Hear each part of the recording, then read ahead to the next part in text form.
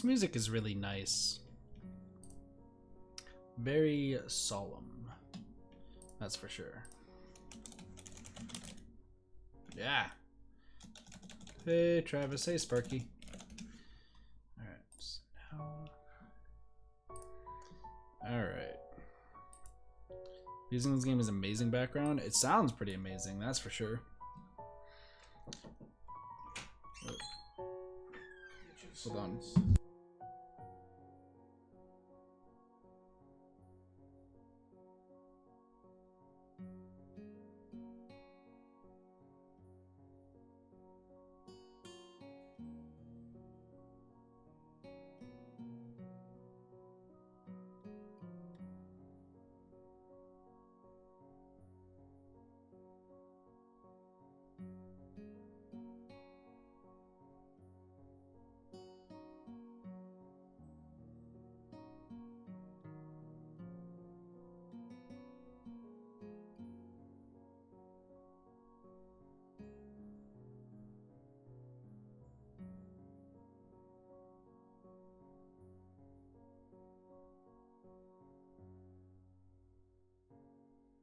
That was a way to start.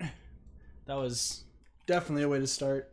Literally, I was like, all right, start stream, and then my dad's like, hold on, you need to do something real quick. I'm like, seriously? At least he didn't yell at me in my room. My room's a fucking disaster right now. That's okay. I get it. Happy Valentine's Day. Also, what up, Cube? Punny. How's it going? Vacuum, give me the suck.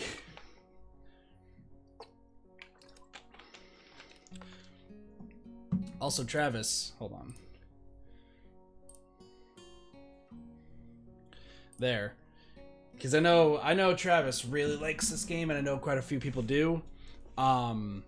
Travis, I'm going to have you be a mod for this. You don't have to be a mod for everything, but yeah. So that way you can at least get it taken care of. I'm going to try to rely on this chat instead of... Because the weird thing is with Streamlabs chatbot, it doesn't delete messages, especially if a mod removes them. So I'm trying to figure out how to get that to happen, but yeah. But yeah, I don't know anything about this game. I really don't. And bye, Lily. Have fun with your date. So let's start. All I know is that it's a dating sim. We got a heart problem. Just pop out YouTube chat, top right corner. Pop out chat. That is a great idea. Travis did not know you could do that. There we go. I didn't know you could do that. I'm sorry. Wow. A light breeze causes the naked branches overhead to rattle like wooden wind chimes. As a popular retreat for couples in the summer, the deciduous trees provide a beautiful green canopy far out of sight of teachers and fellow students. By now, in late winter, it feels like I'm standing under a pile of kindling. I breathe into my cupped hands and rub them together furiously to prevent them from numbing in this cold. Just how long am I expected to wait out here? I'm sure the note said 4 o'clock p.m.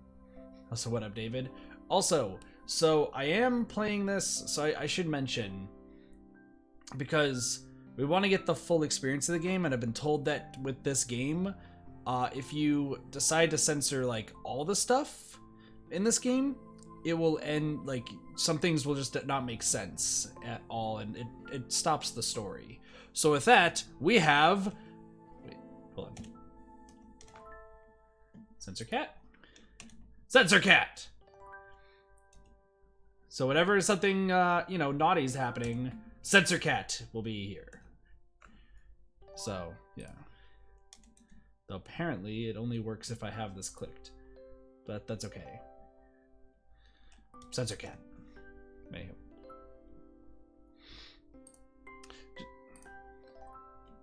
Ah yes, the note slipped between the pages of my math book while I wasn't looking.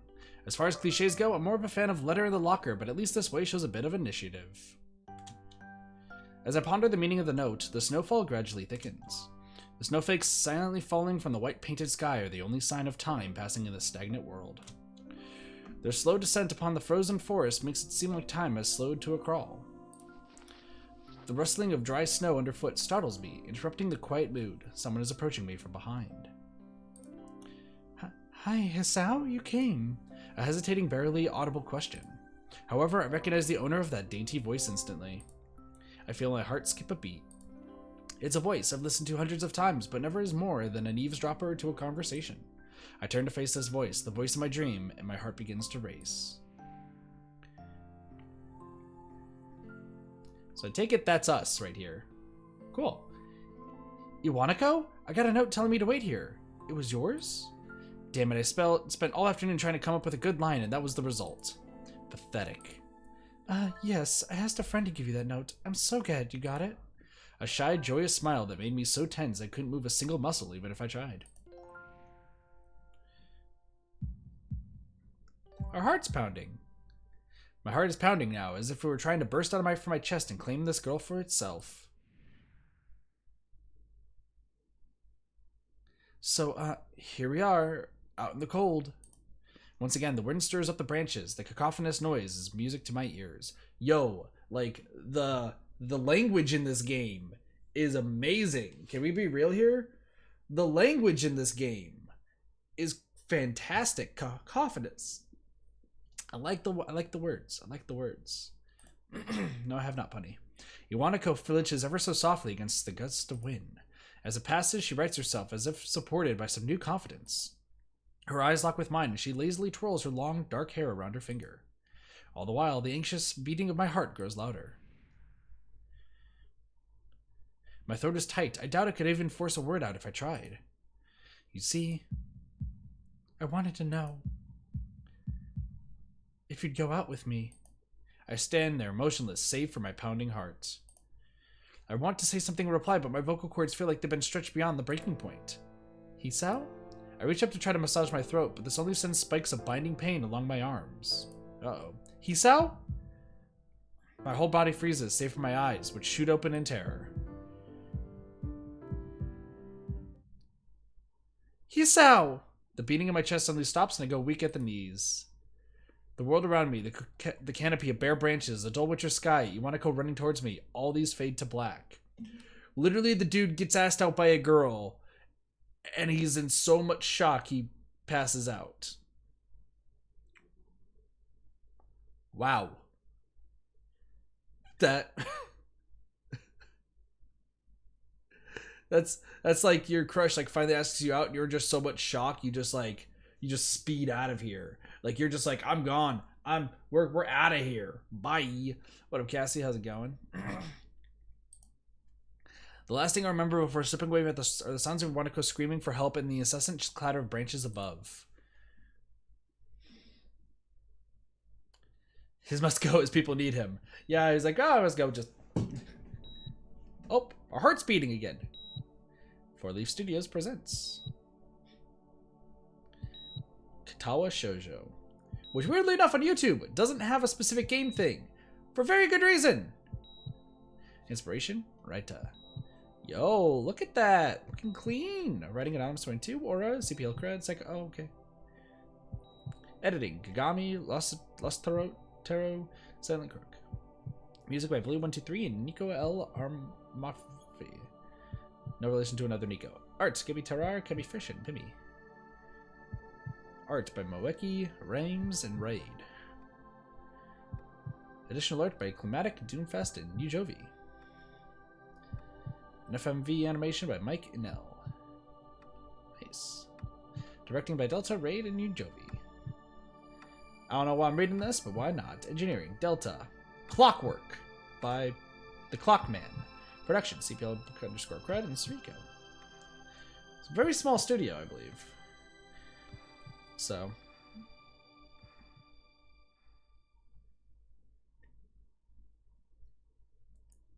It's been 4 months since my heart attack. Oh, so you literally had a heart attack.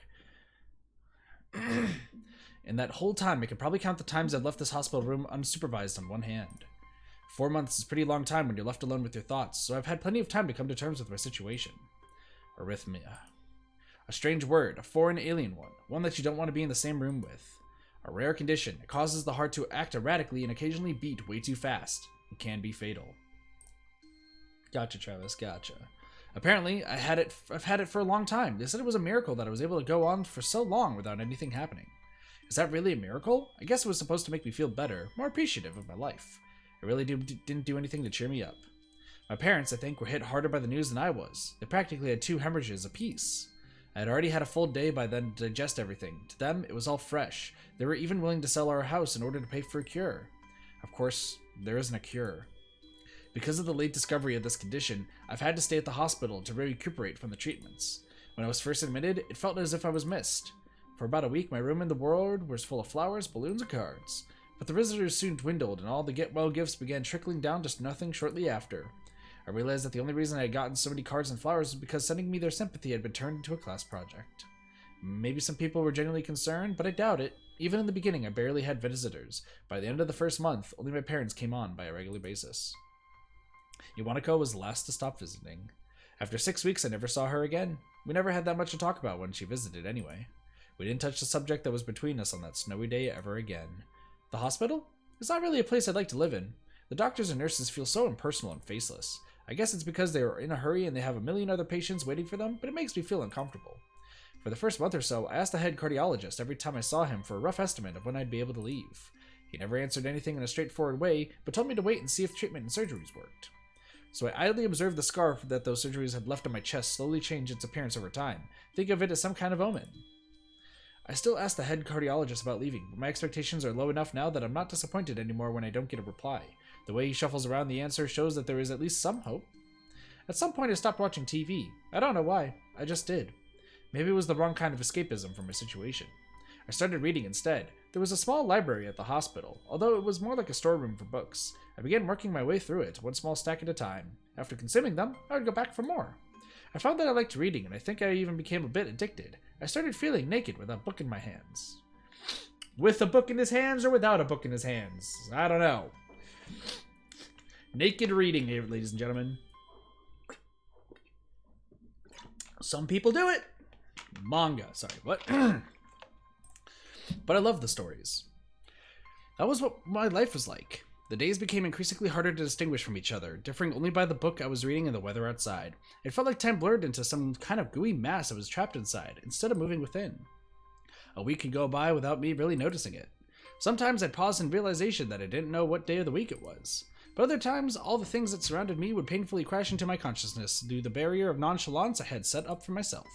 The pages of my book would start to feel sharp and burning hot, and the heaviness of my chest would become so hard to bear that I had to put the book aside and just lay down for a while, looking at the ceiling as if I was going to cry. But that happened only rarely, and I couldn't even cry.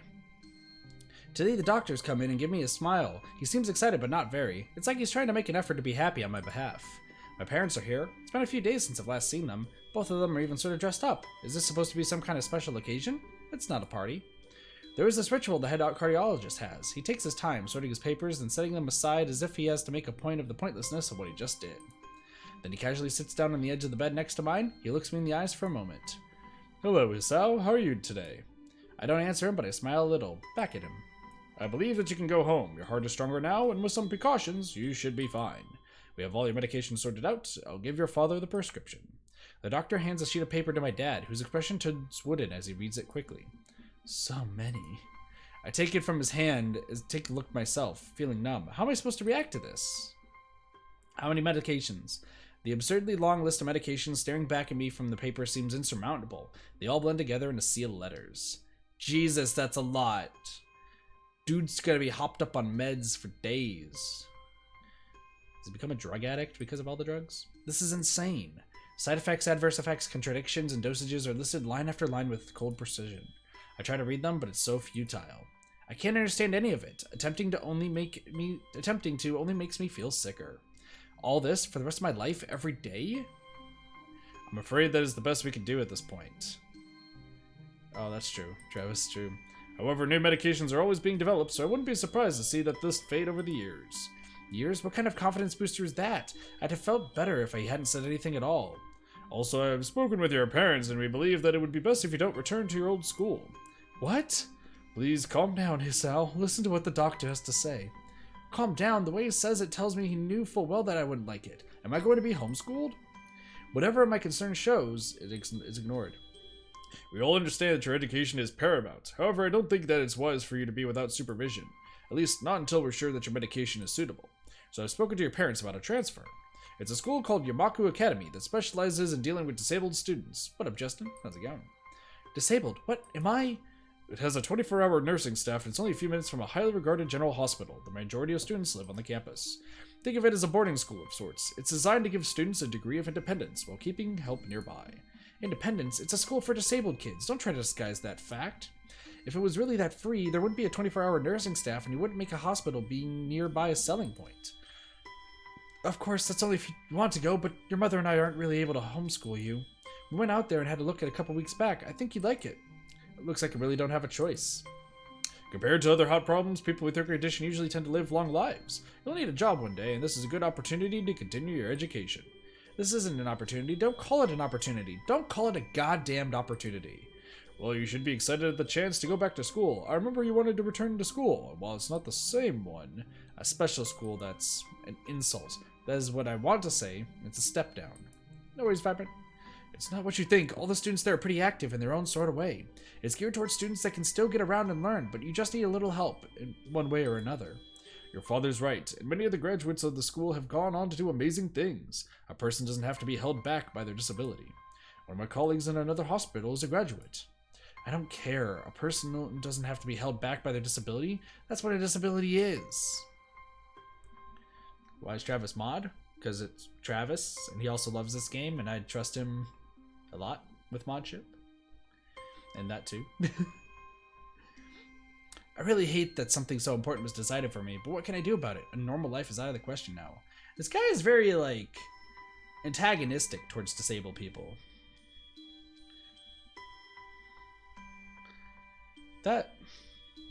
So I also know that Katawa Shoujo means disability girls, I think, in Japanese, is what it translates to. It's all good, Justin.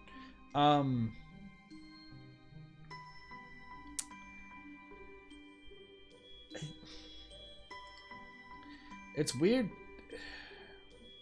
Yeah, okay, I just want to be sure, David. But, like, he's definitely very antagonistic towards the disabled. Just a major shift in how he sees himself? I guess so. Because, I mean, he went from being very normal to, hey, what up, Baba? How's it going? He went to being very normal, I guess, quote-unquote, to having a heart condition that, I guess, classifies him as being disabled. But I know people, when they see disabled, they think of different, like, medical jargon. Sometimes it relates to, like, autism. Sometimes it relates to bipolar disorder, schizophrenia. Like, sometimes it's, like, they're missing limbs. I guess it's a broad topic, isn't it? Now I think about it. I'm trying to think. I know a few people, of course, who have autism. Or some form of it, rather. But, I mean, I'm pretty sure everyone can live normal lives. He's very antagonistic towards it. It's funny. I had always thought my life was actually kind of boring, but now I miss it. I want to protest. I want to blame this lack of reaction on shock or fatigue. I could easily yell out something now. Something about how I can go back to school anyway. But no. I don't say anything. The fact is that I know it's futile. I look around the room, feeling very tired of all this. The hospital, doctors, my condition, everything. I don't see anything that would make me feel any different. There really isn't a choice. I know this, but the thought of going to a disabled school, what are those even like? As much as I try to put a positive spin on it, it's very difficult. It's broad. It's hard to imagine. That makes sense. Yeah, that's true. Just having it be very hard to imagine what life is like after that, you know? Like, it's just such a broad topic, so. But let me try. A clean state isn't a bad thing.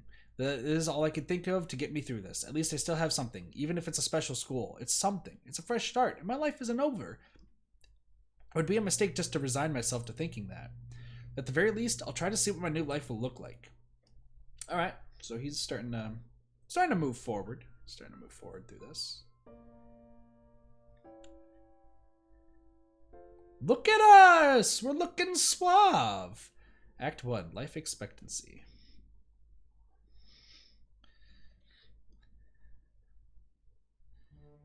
The gate looked far too pompous for what it was. In fact, gates in general seem to do that, but this one's especially so. Red bricks, black wrought iron, and gray plaster, assembled into a whole that didn't feel welcoming at all. I wonder if it looked like what a gate from a school should look like, but I couldn't really decide. It's probably no.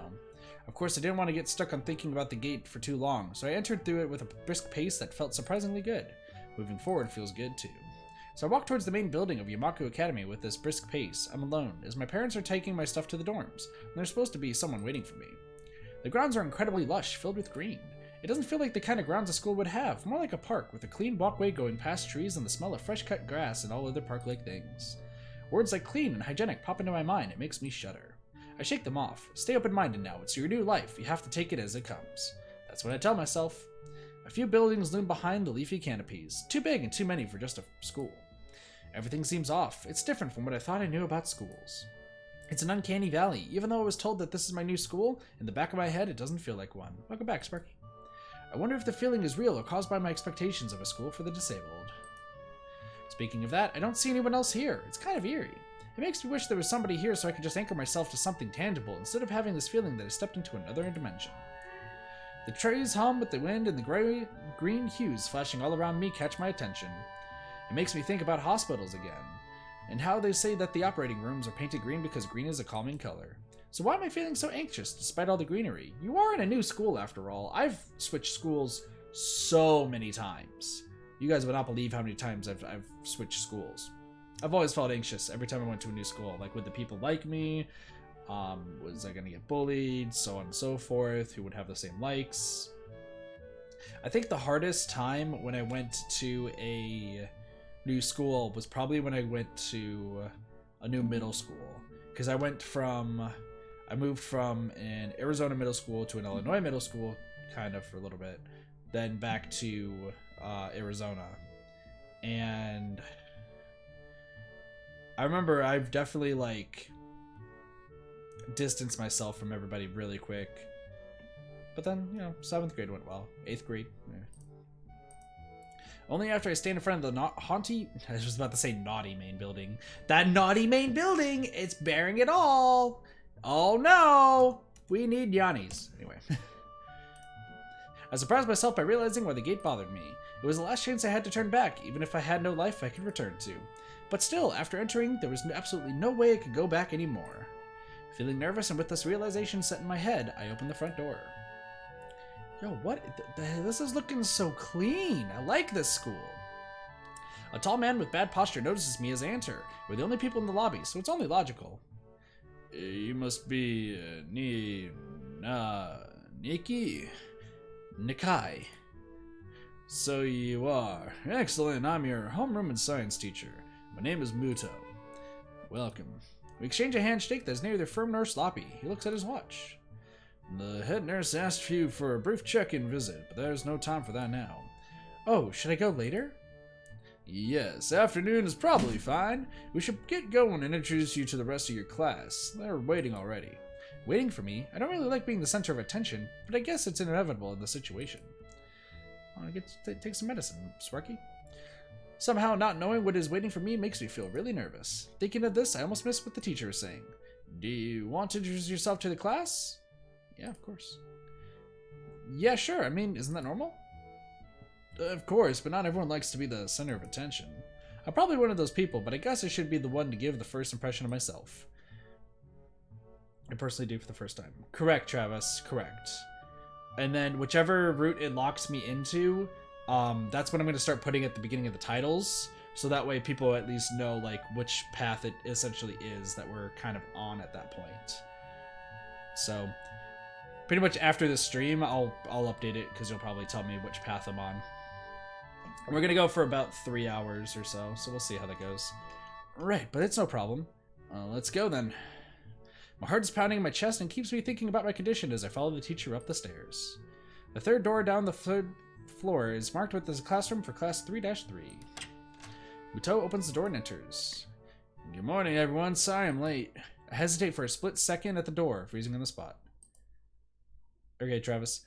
Get a grip. This is a big step. I know that, but there isn't any point to worrying so much about it. At least not this soon. I follow the teacher into the classroom and look around, partially so I wouldn't have to meet the curious gazes of my new classmates. Okay. Let's see what we got. That guy has a cane. Person has a bandage. Everyone seems pretty good. That must be Hanako. This is the only girl that I know of in the game. So just to let you guys know what I know going into this, I know Hanako exists, and that's who this is. That's it. Because literally everyone I've talked to who has played this game has mentioned this girl one way or another. So, it's pretty spacious. The ceiling is unusually high and there's lots of space left over around and in between the desks. But I don't know, and I know there's multiple endings in this game, that's the other thing, but I honestly don't know any of the choices or how to get any of them, being up front there. An entire wall taken up by blackboards and the high old-fashioned windows only make it seem larger. The students' desks are just standard wooden desks with a shelf underneath for the books and wooden chairs with metal frames. Simple and efficient. Bring it back, Sparky.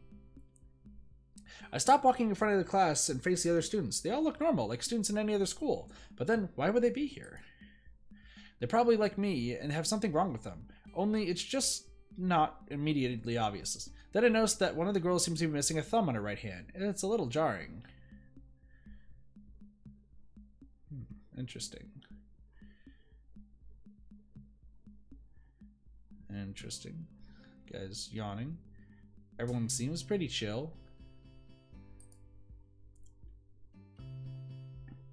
Oh, she has prosthetics. She has prosthetic legs. Nice.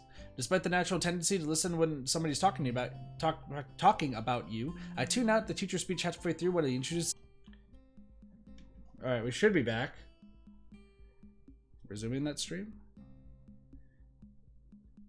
All right, we should be good. I don't know what just happened. Nothing. That was weird.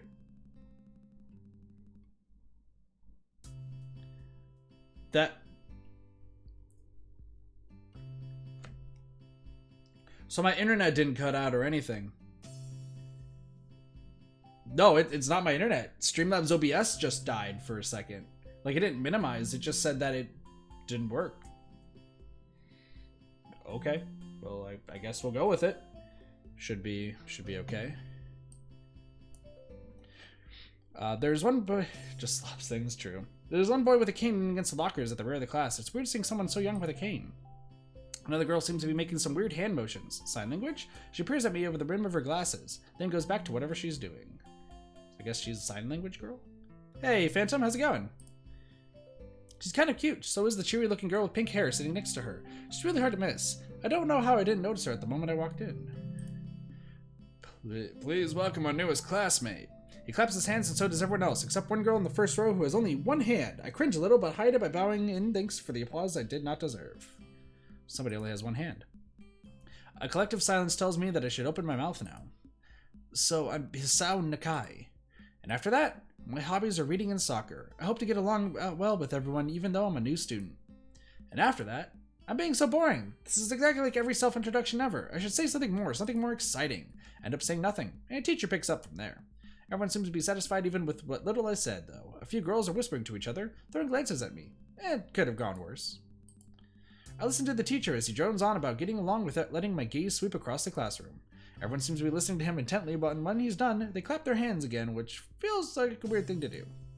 The first row girl claps on this round, with her one hand against her other wrist that ends up in a bandaged stump. It makes me feel a little bad. We're going to be doing some group work today, so that'll give you a chance to talk with everyone. Is that okay with you? Yeah, it's fine with me. That's good. You can work with Hakamichi. She is the class representative. She can explain anything you might want to know, and who else would be able to do that better, right? Hello, Cheese. How's it going?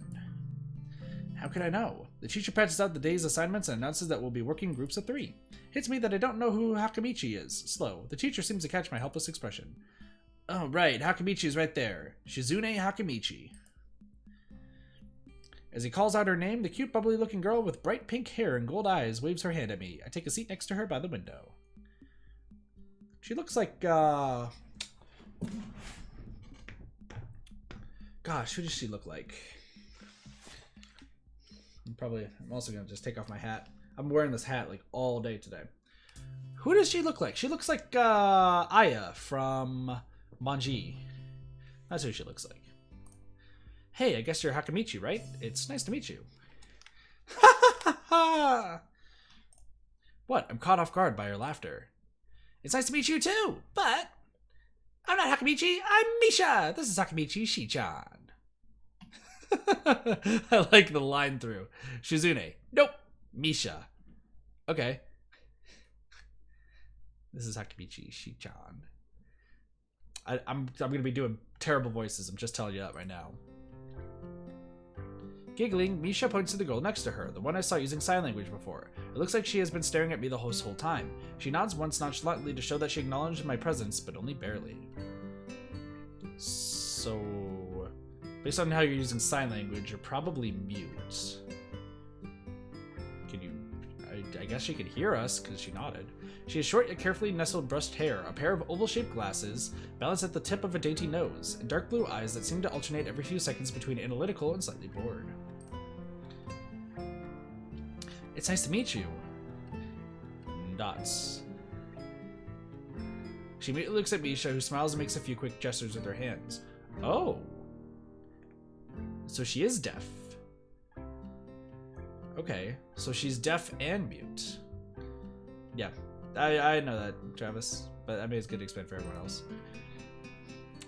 Hakamichi nods and makes a few gestures of her own. I start to wonder if the teacher was messing with me, saying things like, you'll be able to talk to people, and who better to explain things to you. I can see you're a little confused, right? But I understand why you would think I was Shichan. Shichan is deaf, so I'm the person who translates things back and forth for her. I'm like an interpreter. She says it's nice to meet you too. Aww. You're the new student, aren't you? Well, Shichan, of course, of course she is. If he wasn't, he'd have been standing up there for no reason, right? He seems like a very interesting person, doesn't he? We knew that this was going to be a new student, but we didn't know you would be here today. So soon. Hichan, right? Hichan? Yep, it fits, doesn't it? Did I say it out loud? It's just a surprise. I never liked that nickname. I don't really see how. It fits! You look just like I imagined. Just that glasses. Sassy stance! Yeah, you look just like a Hichan. I wonder why everyone here seems to think so. Dots. Hakamichi taps her fingers on the desk to get Misa's attention. Misha. They gesture back and forth to each other excitedly, their hands a blur. Sign language seems pretty cool.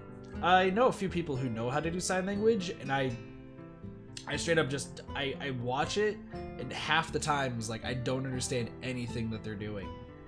But it looks really cool. It looks really cool to learn as time goes on.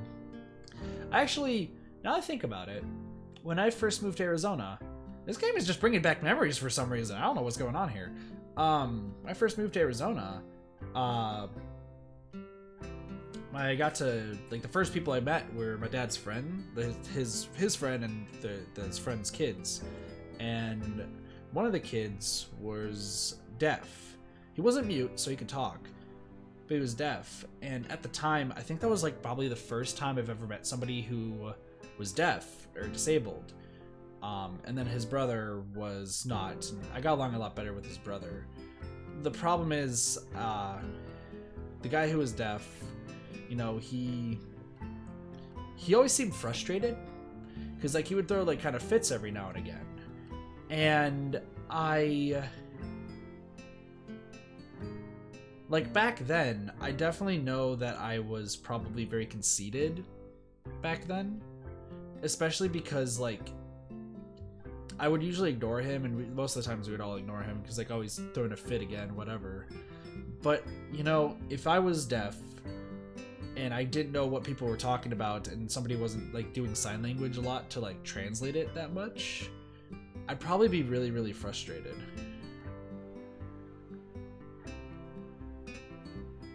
So now I feel bad. I haven't talked to the guy in like years. I think he's doing well. I hope he is. Sorry about that. Shichan wants you to know that she's the class rep, so if there's anything you need to know, you can feel free to ask her. Dots. That's all I'm going to be saying for her, is dots. Do you like the school so far? We can show you around a little if you haven't had the time to walk around and familiarize yourself with it. Misha stumbles with the hard word a bit, making it stick out in her otherwise fluid translation. Thanks, that would be pretty helpful. Yeah, I just kind of came straight to class today. Dots. She looks angry. That's no good. You should always try to learn as much as you can about where you're going before you go there. Not just for school either.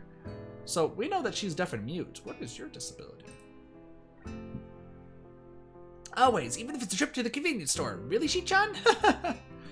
Learn about where you're going? I guess I didn't bother to do that, or just didn't care enough to do so. I didn't look forward to this, even if I'm committed myself to go along with it half-assedly, but anyway. I didn't say anything, and Misha signed something that ends with a shrug. What was that? It seems like it was about me. I felt like something over in my seat. Both of them are smiling, but that shrug hit me unexpectedly deeply. You look down, are you okay? Dots. Don't take it the wrong way, please. I hate it when people are afraid to ask questions. That's how people learn things, by asking. Asking for help is perfectly normal, as much as needing help. Stop looking like you just failed a test. Alright. Dots. Ah, and another thing, you don't have to call Shi-chan something so formal like Hakamichi or class rep all the time. Just call her Shi-chan. Dots. Oh, there's the blushy blushes. Okay, maybe that's too casual. Maybe Shizune would be more appropriate. That's the wrong button. More dots. Yep, Shizune is fine. Okay, that would be a lot easier for me.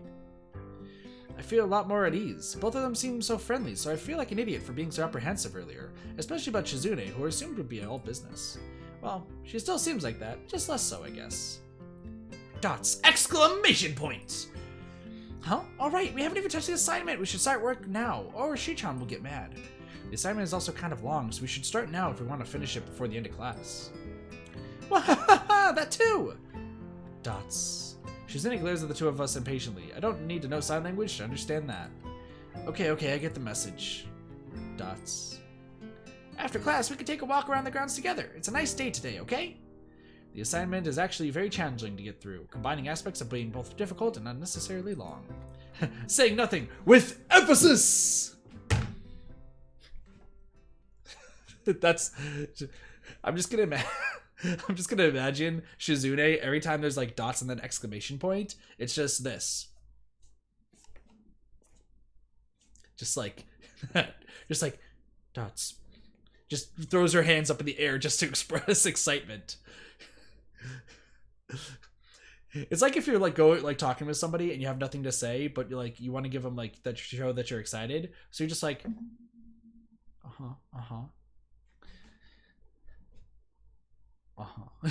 just like throw up your hands.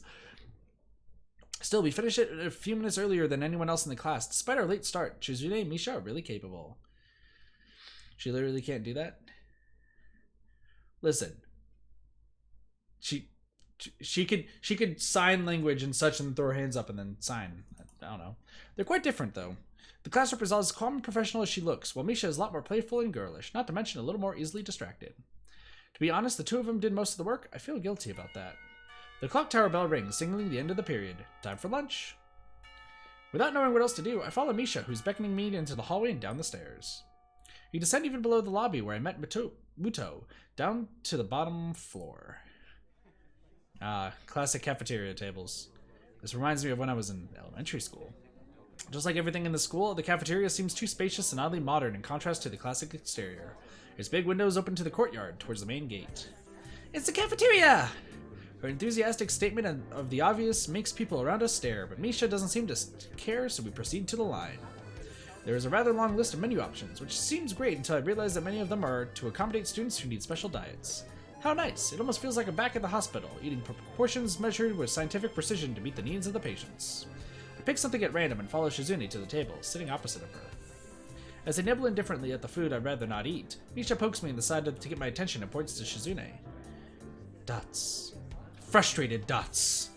I don't understand signs, so the point escapes me. Maybe looking at the person who talks to you is proper and polite. Hey, Luna, how's it going? Do you want to know something? What? About anything. We're your guides, so you should ask if there's something. I wonder... Shizune's deafness. I think I got everything I need to know. Ask about the library. Shizune's deafness, library. Okay. Well, okay, I don't want to ask about her deafness because I feel like that would be rude. Being like, hey, you deaf? what's it like being deaf? I feel like that's being very, very inconsiderate. I don't really know everything, so I guess I'll ask about the library. I mean, we were reading books, right? We're a bookaholic. Yeah, that's fine. Oh yeah, is there a library in the school? Lately they've gotten into reading a lot, so I'd like to check it out. Misha gives the kind of frown that makes it clear she doesn't consider reading a healthy hobby, but then picks up her smile again. There is! It's in the second floor. We can show it to you sometime. Thanks. I return to my food while the girls talk between themselves. Misha and Suzune sign back and forth very animatedly, throwing sideways glances at me, but Misha refrains from translating. Maybe they were talking about secret girl stuff or something. Secret girl stuff. Let's go. No. I quickly notice the conversation in sign is not enough to fill a silence. Sounds about right. We arrive in the classroom early, but we're not the first. That dark-haired girl I noticed before is slumped over her desk as the last row. Okay. So, something I've noticed with Hanako, because that's her name, if I recall. Looks like she has... I don't really know what to call it. It looks like a rash. Looks like she has some sort of rash. Oh, she's shocked. She jumps a little when Misha crashes into the room with the elegance of a rhino. She shrinks deeper into her seat. I can feel her tension all the way from here, as if she were slowly turning into stone from just our presence. Misha and Sune either don't notice or don't mind it, as they walk directly past her to their seats and begin to converse. I'm left wondering about her, even when the classroom slowly fills with other students and finally the teacher. Getting into the rhythm of school feels strange, as if my brain remembers how this is done, but my body doesn't. Towards the end of the class, I start yawning and counting the minutes left. I shouldn't be this tired on my first day of school.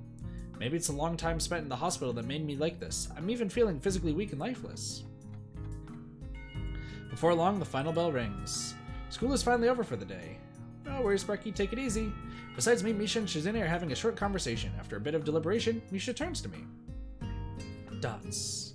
Unfortunately, we can't stay and show you around today, Hichan. We've got to hurry already since there's a lot of work for us to do. Sad Dots. Bye, Luna. Take it easy, take it easy. You'll find your way around here, I'm sure of it. Oh wait, the teacher said I have to see the nurse. Where do I have to go? Is that so? We can at least show you that much. Come on, the nurses have their own buildings, so we have to go outside. We've just joined the flow of students making their way down the stairwell and outside, with the girls pointing out other senior classrooms in the same hallway as ours. When we get outside, the girls make their way to the smaller building right next to the school. It's built in the same style, so it looks like it's actually part of the main building. Dots. This is the auxiliary building here. There's a lot of official important stuff inside, like the Yamaku Foundation office and all the nurses' offices. They even have a swimming pool. How is that official? Do people like to swim? Serious Dots. Look at that face. Look at that serious face. Serious Dots. Don't fuck with the serious Dots. Don't be silly, Hichan. It's for physical therapy, of course. Anyway, all the nursing staff facilities are in there too. The head nurse's office is on the first floor. You'll be fine from here, right? We'll be going then. See you tomorrow. Yeah, thanks. Bye. A whole building for stuff that has nothing to do with the actual education? I guess it's necessary for a place like this. I walk in, hoping that this really will be only a quick visit like the teacher said. Actually, I want to make sure that that actually did what I thought it did. Oops, that's not the right one. Do this one.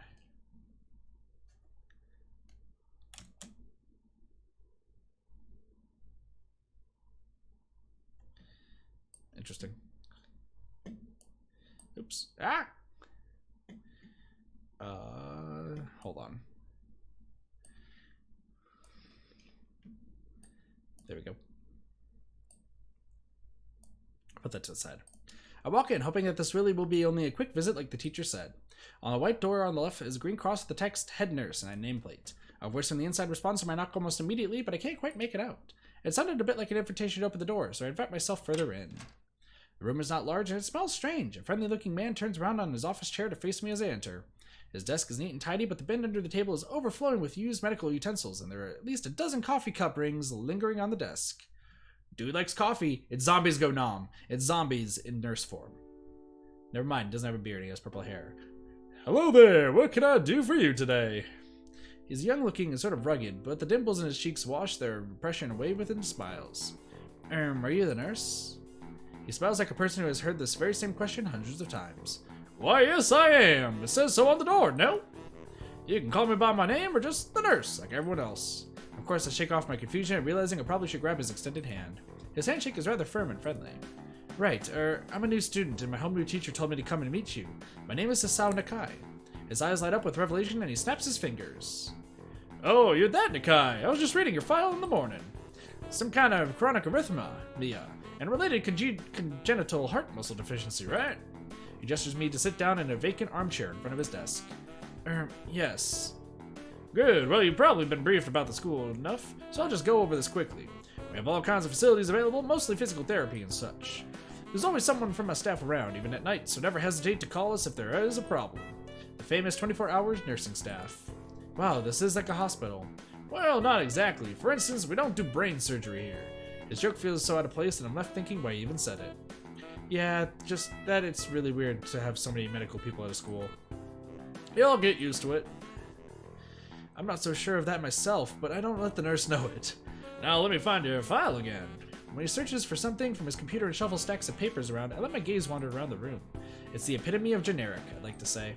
Beige walls and ceiling, dark gray laminate flooring, and all the equipment you'd expect from a school nurse's office. Even the ridiculous educational posters are hanging on all 4 walls, reminding me to eat properly, 3 times a day and from all the food groups. Smiling, the nurse draws a thick file from the stack of similarly thick files and opens it. So, you already have medication for the arrhythmia. Just remember to take your pills every morning and evening, or it won't be much help. Hey, Queen, how's it going? Welcome. Apart from that, do you have any sports? Rash stuff, like, I don't know, boxing. He grins to his own joke, but I don't. Well, I played soccer occasionally with some classmates. Alright, I'm afraid I'm gonna have to recommend you refrain from doing that, at least for the time being. Oh? My lack of reaction makes him raise an eyebrow, but really I'm not too bothered by him for forbidding me to kick a ball around. I guess I never did it out of burning passion for the sport, just to have something to do. Yeah, and a concussion might be very dangerous to your heart. Risking another attack is not a good idea. Sounds about right. Sir, would you like another heart attack? Kick a soccer ball really, really hard. You'll probably fall over. Was the previous one caused by a sudden concussion to the chest area? There's no mention of the cause in your papers. Not exactly. I got asked out by a really cute girl, and I died. Kui, I saw that. I saw that, Kui. You can't hide. I sidestep the question acceptably, and he glances at me over his papers with a more serious expression on his face. Still, you need to keep your body healthy, so some exercise will do you good. We have physical therapy and such available, as I said, but I don't think you really need such heavy measures. Just get some light exercise regularly. Brisk walks or even light jogging, jumping rope, that sort of thing. Swimming, maybe? There's a pool here. So I was told. Does everyone want to be in a bathing suit? That's interesting. You were very good. At any rate, I'm sure you've been told this before. You just need to take care and not to overexert yourself. He wags his finger to emphasize the point. No need, really. I've heard this 1,000 times already. Indeed, Travis. Absolutely no unnecessary risks. Take care of yourself. Okay. He goes over my papers one more time and sets them on the desk, obviously content. Good, that's it then. Come meet me if you ever need something. I ushered out before I even realized it. A quick visit indeed. I end up standing in front of the main building and the auxiliary building, although to my eyes, they still look one and the same. It's the first real look I get at the other students, so I watch people coming out of the school, going towards the gate of the dorms. Everyone seems to know where they're going. And I still keep thinking that most of them don't look too special for being students at a special school. Then again, neither do I. Hey, Dakemio, how's it going? So if you're new to this game, by the way, it is a dating sim with some definitely interesting elements, which is why we have Nyani censor here. But it's all important to the story, and apparently the story in this game is really, really good. Does that make me one of them? One of us? I should go somewhere too, to prevent me from getting lost. It's about dinner time, but I feel tired instead of hungry. The weirdness in me only grows as I trudge towards the dorms, set a little way apart from the main building complex.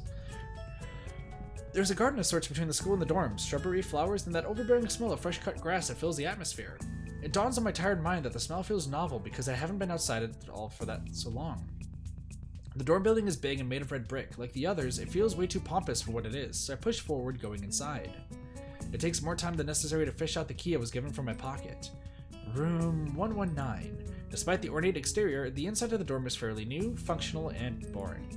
Just like in the main building, the halls and doors are wide to accommodate wheelchairs. The same goes for the elevators at the ends of the hallway.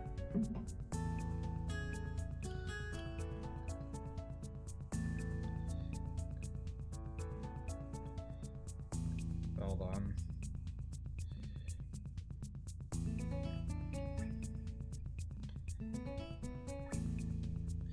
There you go. I poke my head around the corner of the common room door. Inside, a few students are watching the television. One nods and gives a quick hello before returning back to the TV. Seems that only the girls around here are sociable. I suppose it's perfectly fine with me. I climb the stairs to the upper floor. Here, small corridors branch off from the main hallway. Each one of these minor halls seem to have a toilet and shower, as well as 4 rooms. About halfway down the hall, I spy room 119. The nameplates on the room adjacent to mine are blank. I guess there were just 2 of us here. Lights shine from below the door of room 117, so I knock lightly. Hello, is anyone home? From inside, I hear a few movements and the clicking of way more locks than I thought these doors had. After a moment, the door squeaks open. A bespectacled boy, who we have on the side of the screen over here. He's looking at me very intently through his extremely thick eyeglasses. Struggle with the advanced vocabulary. Dude, being an English major helps. Who is this? Who is it? Blind? No, at least not completely. Why would he have eyeglasses if he was? He leans closer to me until our noses are almost touching. His breath stinks of garlic. Hisao Nakai, I'm moving into the next room. I thought I should introduce myself. His face suddenly brightens in realization, and he stands back upright, thrusting his hand out in a smiling greeting, almost straight to my diaphragm.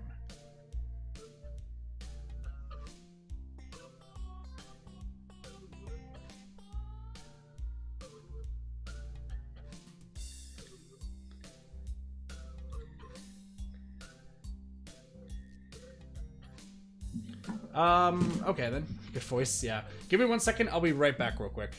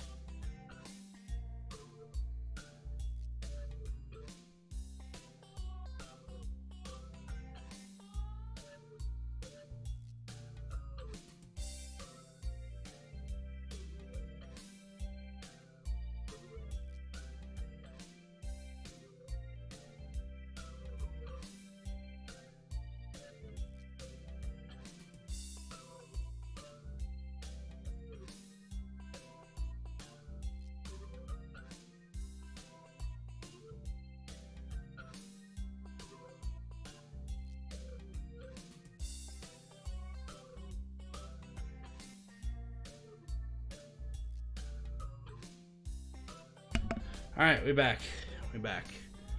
Sorry about that. What is going on here? Blood chat. Oh, hi, Siren. How's it going? Siren, wait a second. I see what you're doing. I see you. Hi, Mrs. Vian. How's it going? Thank you guys for the kind words. By the way, giant censor Nani.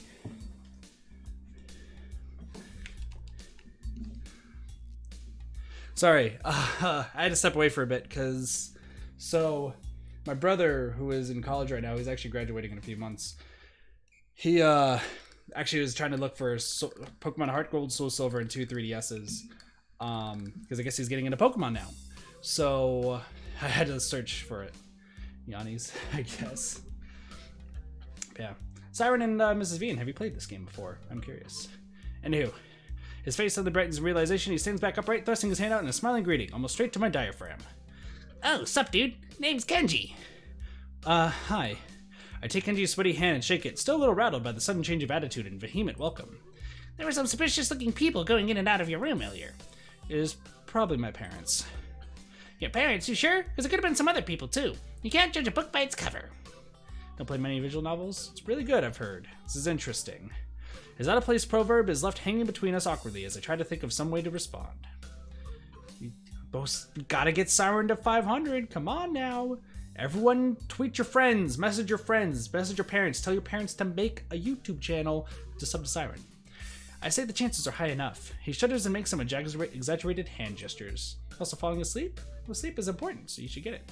Yeah, brave man, Hisao. Me, I don't think I could trust the chances. The only one I trust is myself. Does that mean I shouldn't get to know you either? He thinks about this for a while. A wise decision. Damn, you're smarter than you look.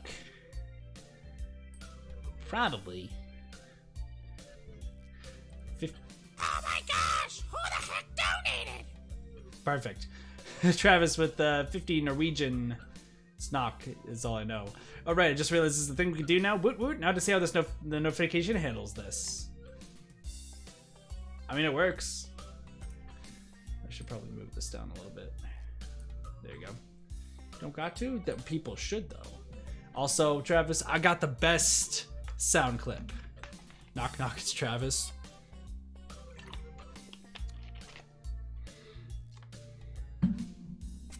Norwegian groan. Gotcha. Probably. I hope you all like the sound clip, though. It's fantastic. What do you look like? I hope not smart. He squints his eyes and leans closer again, but I lean backwards to dodge it. Hey, Mikey, how's it going? Flex? Fine, Mikey, because it's been a while. Flex? Is that what we're doing? Like flex? Yo, I forgot to message Tristan, Mikey, because Tristan has been telling me to play this game for ages. You should let him know I'm playing this game, because I feel like he'd be happy. I hope that works. It's 9 p.m. I never sleep this early? True. Never mind, it doesn't matter. Thanks, Mikey. With that, he turns, fumbles around for a moment, and searches the door's handle, and shuts the door behind him. How does that work? I don't have any tape, unfortunately. I slide the key into the lock of the door marked 119. Bleak beige walls, white linen, a desk made of some type of light wood, ugly curtains. It's no one's room, impersonal, like my hospital room was. My bags are sitting at the foot of my bed, looking a lot emptier than they did this morning. The closet is sitting open, stocked with my clothes. Also, it seems that there were a number of school uniforms hanging there as well. Tape sheeple? He's special. Seems like it. A note is pinned to the sleeve of one of his shirts. Hi, Hichan. We've unpacked your things and made your bed. They said that if these don't fit, that you should go to the office tomorrow. If you have any problems, you can always call us. Love, Mom and Dad. You have a Valentine? Nice. I don't. Well, at least I don't have to worry about unpacking. Can I talk about Valentine's Day real quick? I need to rant about Valentine's Day and how people are so fucking lazy. And it pissed me off today. So, I came home from work. This is just a brief story before we get back to the game. I came back from work and I was going to take a nap because I was exhausted. Today was ridiculously busy and like crazy at work. It was crazy. And I was going to come home, I was going to sleep, wake up, and then stream, and then vacuum. Stuff happened. Not out of context. Just somebody was vacuuming outside my room. And had a painting commissioned for my friend, for a good friend. Nice. But I'm not saying everybody is, but apparently a lot of people in Arizona are. Oh, nice, Siren.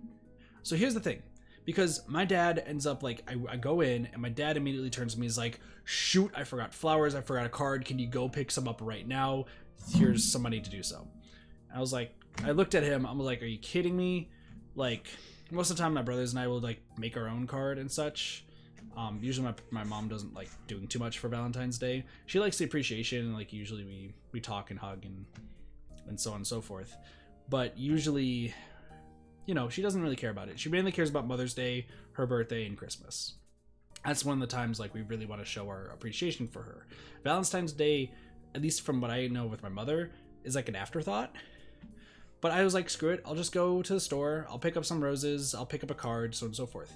When I went in there, the entire Valentine's Day aisle was empty pretty much, like ransacked. And when I looked towards the cash registers, I shit you not, there's about 60, 70 people. I shit you not, 60 and 70 people, all guys with flowers and chocolates and like everything in line on Valentine's Day. Meaning that there were like 60, 70 people who apparently did not get anything until the day of Valentine's Day. Like with the flowers or anything, I would have picked them up like a few days before, get a jar with some water and hide them out of view so that way they're at least still healthy. So that way I didn't have to pick them up last minute. But like, I was just flabbergasted. Like I was there to pick up like flowers for my dad and everything, and there was no cards, so I got these like scratch and sniff stuff they threw and whatnot. And that took a few days. Exactly. No, so many people, Travis. There were so many people with like purchasing flowers and everything. I felt shitty because I was picking up flowers, but it wasn't because of me. It was because my dad wanted to pick up the flowers because he wanted to press on Valentine's Day and he didn't get any. And I'm just like, are people really this freaking lazy? Like, if it was like one or two people, I would understand or something. Like, you know, some people, it's Friday, people didn't get paid today, and then they can now do it. Sure. But 60 to 70, the line was like through the aisles. It was crazy. Use TikTok. Understandable, I suppose. And then I got home, and I don't know how many people saw my tweet, but like, I straight up like, I'm like, this is how you should probably do Valentine's Day. Like, I made the tweet. I was really frustrated with people, so I made a tweet just stating like what I feel like would be a fun Valentine's Day, would make the person that I fell for happy. I hate Valentine's Day. I have had so much bad luck on Valentine's Day after year after year after year. I think Travis knows what happened last year, if I recall correctly. Travis probably does, with a certain person. But yeah, you could do that and say, I agree, Dad Cameo, but if you want to make it to chill my Twitter handle, what do you mean? But see, people say Valentine's Day is pointless, but I see it as a day that, you know, you can go on dates with your girlfriend, boyfriend, like your significant other, sure. But Valentine's Day should be a day where you go above and beyond for them. You know, you can keep on going on dates, being like the most amazing person ever, right? But there's not too many days out there where you can go above and beyond and prove that you can go above and beyond for them. Mainly you have their birthday and whichever like kind of special holiday they celebrate. If they celebrate Christmas, Hanukkah, Kwanzaa, regardless, like doing something special for them.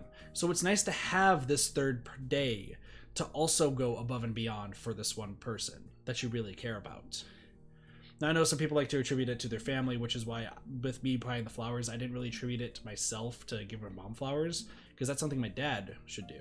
My dad is the one who is, of course, in love with my mom. That if I was buying flowers, I would buy them for the girl that I would love. Yeah. Oh, sounds like a perfect opportunity. I mean, I don't want to do that. Like, if people want to follow me because of what I said and just be me being me, cool. But I don't like being like, wow, this thing just blew up. Here's to do all this. It's like, no, just, you know, nice.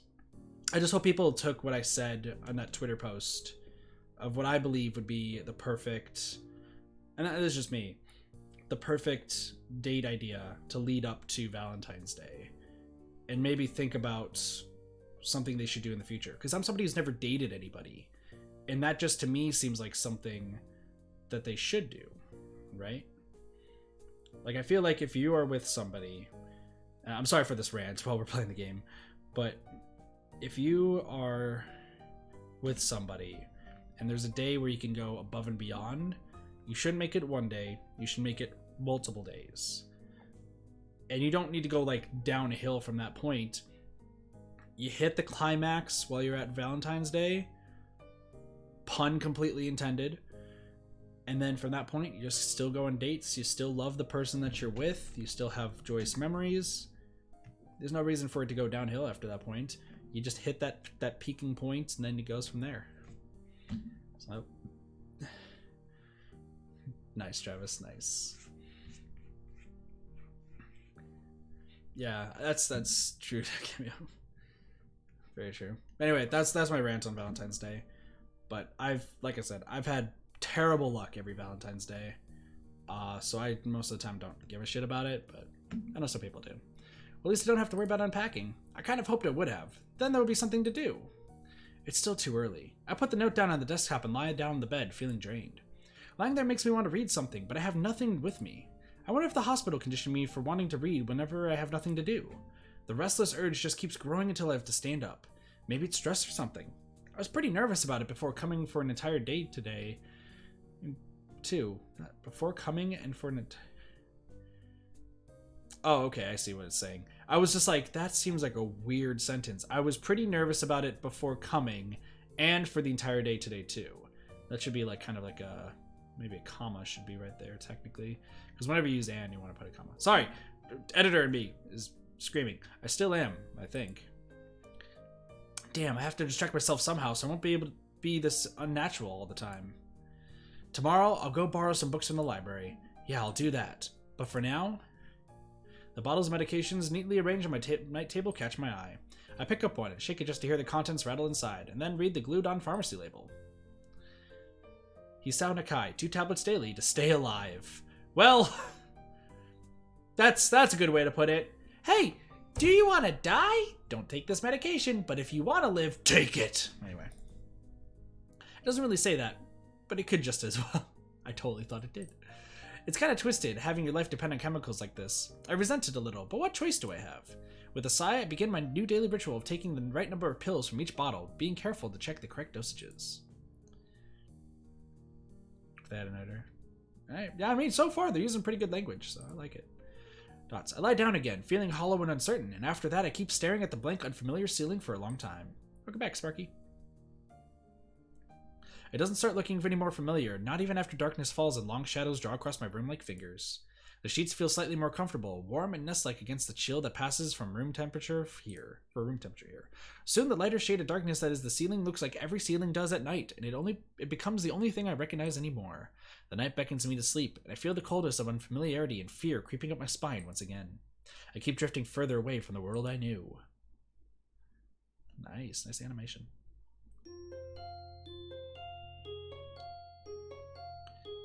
Oh, Katawa Shoujo. We're finally in the game, guys! Katawa Shoujo.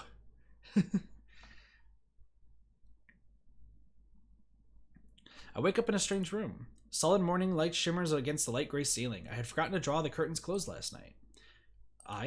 This is my room, isn't it? My room. This is the 3rd room this year that I'm supposed to call mine. Various things around here remind me that it's me who is supposed to be the one living here. This is a day transition? Gotcha. My bag's on the floor, my new school books on the desk. My numerous medications on the night table. I stare at the bottles for a moment, deliberating until I open the bottle, shake out the pill, and pop out a tablet from a foil sheet. I down them with a chaser of water without thinking about the chemistry. Honestly, he's doing better with pills than I do. I can't swallow pills to save my life, and if it's supposed to save my life, I'd be dead at that point. My uniforms are in the closet. I slink out from under the sheets and stretch my back before dressing up. Putting on a new school uniform feels like dressing in someone else's clothes. The artificial smell of generic detergent invades my nose, but the feeling of fresh cloth against my back is a good one, a natural one. It feels like a school uniform, as it should. It's not much different from what I used to wear before. That goes for other things too. So far, this place seems more or less like a normal school. Except for the people. I think back to my talk with Kenji yesterday, Misha's constant laughter, and Shizune's sweeping sign language gestures. Well, I've only met 3 students so far, maybe they aren't that normal, but I'm sure others are. Or perhaps people like them are what passes for normal around here. Yeah, what does pass for normal around here? What do people do? I don't see a lot of kids hanging around after classes yesterday, so maybe there are clubs. If so, I wonder if I should join one. Okay.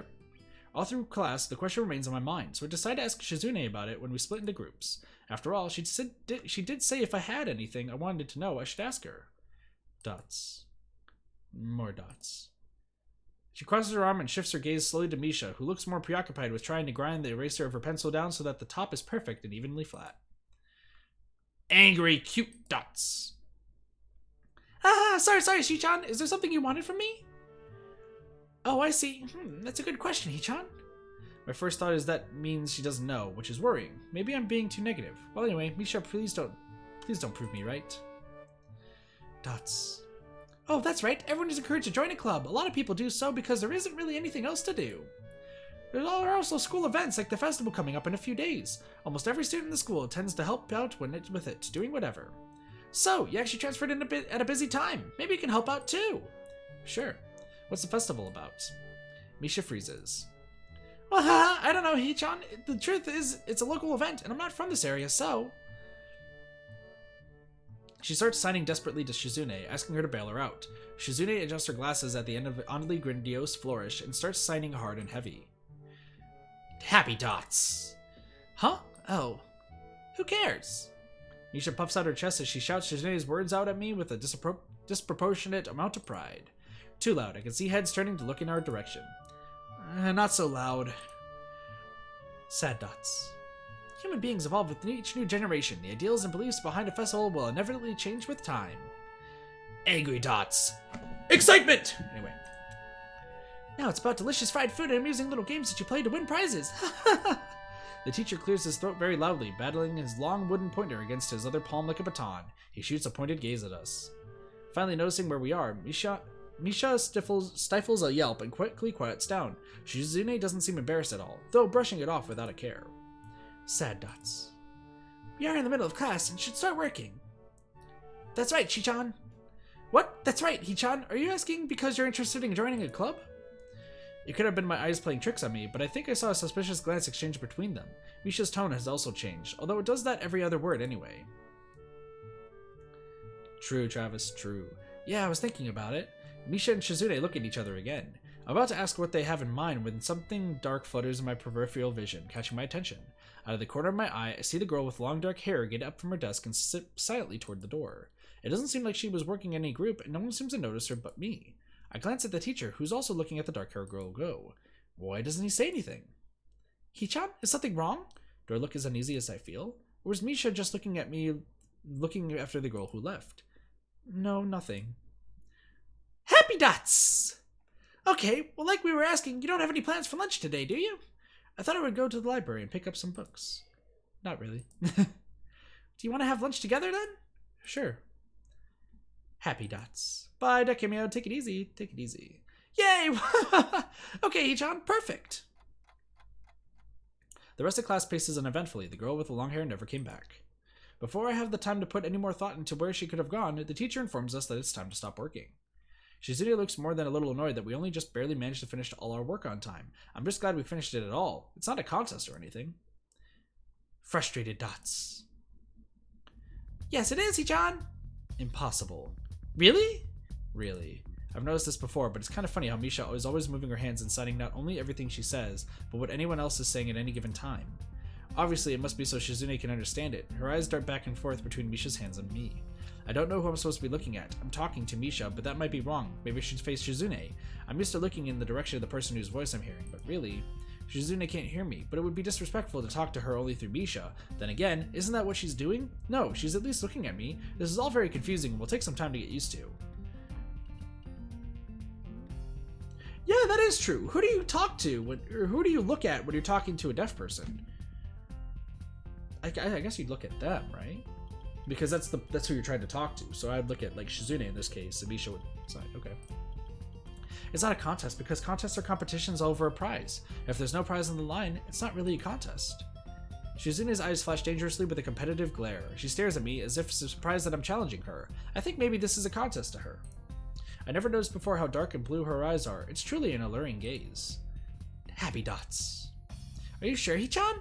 Very sure. Content dots. You're wrong, Hichan, because I don't want to be the slowest one in the class. Therefore, what's on the line is my confidence in my abilities, and the prize is the satisfaction of proving them. Shizune pushes up her glasses up the bridge of her nose in a very matter-of-fact way. I argue more, but the bell rings, and she quickly gets up and picks up her bag, looking at me expectantly. I had almost forgotten that I was supposed to have lunch with them. Content dots. Where do you want to eat? The cafeteria? Haha, that's so plain. Okay, let's go. Plain? Well, I guess. At my old school, I liked to eat outside near the back of the building. It was a good spot, but I didn't find it until the near end of my freshman year. I wonder if there was a similar place to eat here. Misha seems to imply as much. Shizune and Misha push me toward the cafeteria, which is surprisingly not packed. Maybe some students favor eating in classroom or outdoors. I saw some of my classmates had boxed lunches. After we finish eating, Misha picks up where we left off earlier. So, Hichan, you wanted to know about clubs and stuff, right? Right?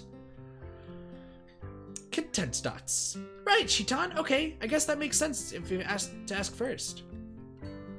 Exchanging little nods of confirmation, they turn to face me again, and Misha straightens her posture as if she is about to deliver a speech. Hichan, do you have anything you're really interested in? I used to play soccer, but I'm not really into it. I don't follow the teams and players or anything like that. As of late, I usually just read a lot. There's a book club, right, Hichan? Right, but it seems like they have all the members they could possibly have right now. Sorry, Hichan. It's a really popular club. Super happy dots! Ah, okay, but more to the point, Hichan. Does that mean that you don't have anything already in mind? No, not really. Content dots. Good, great, that's great, Hichan, really great, ha ha ha!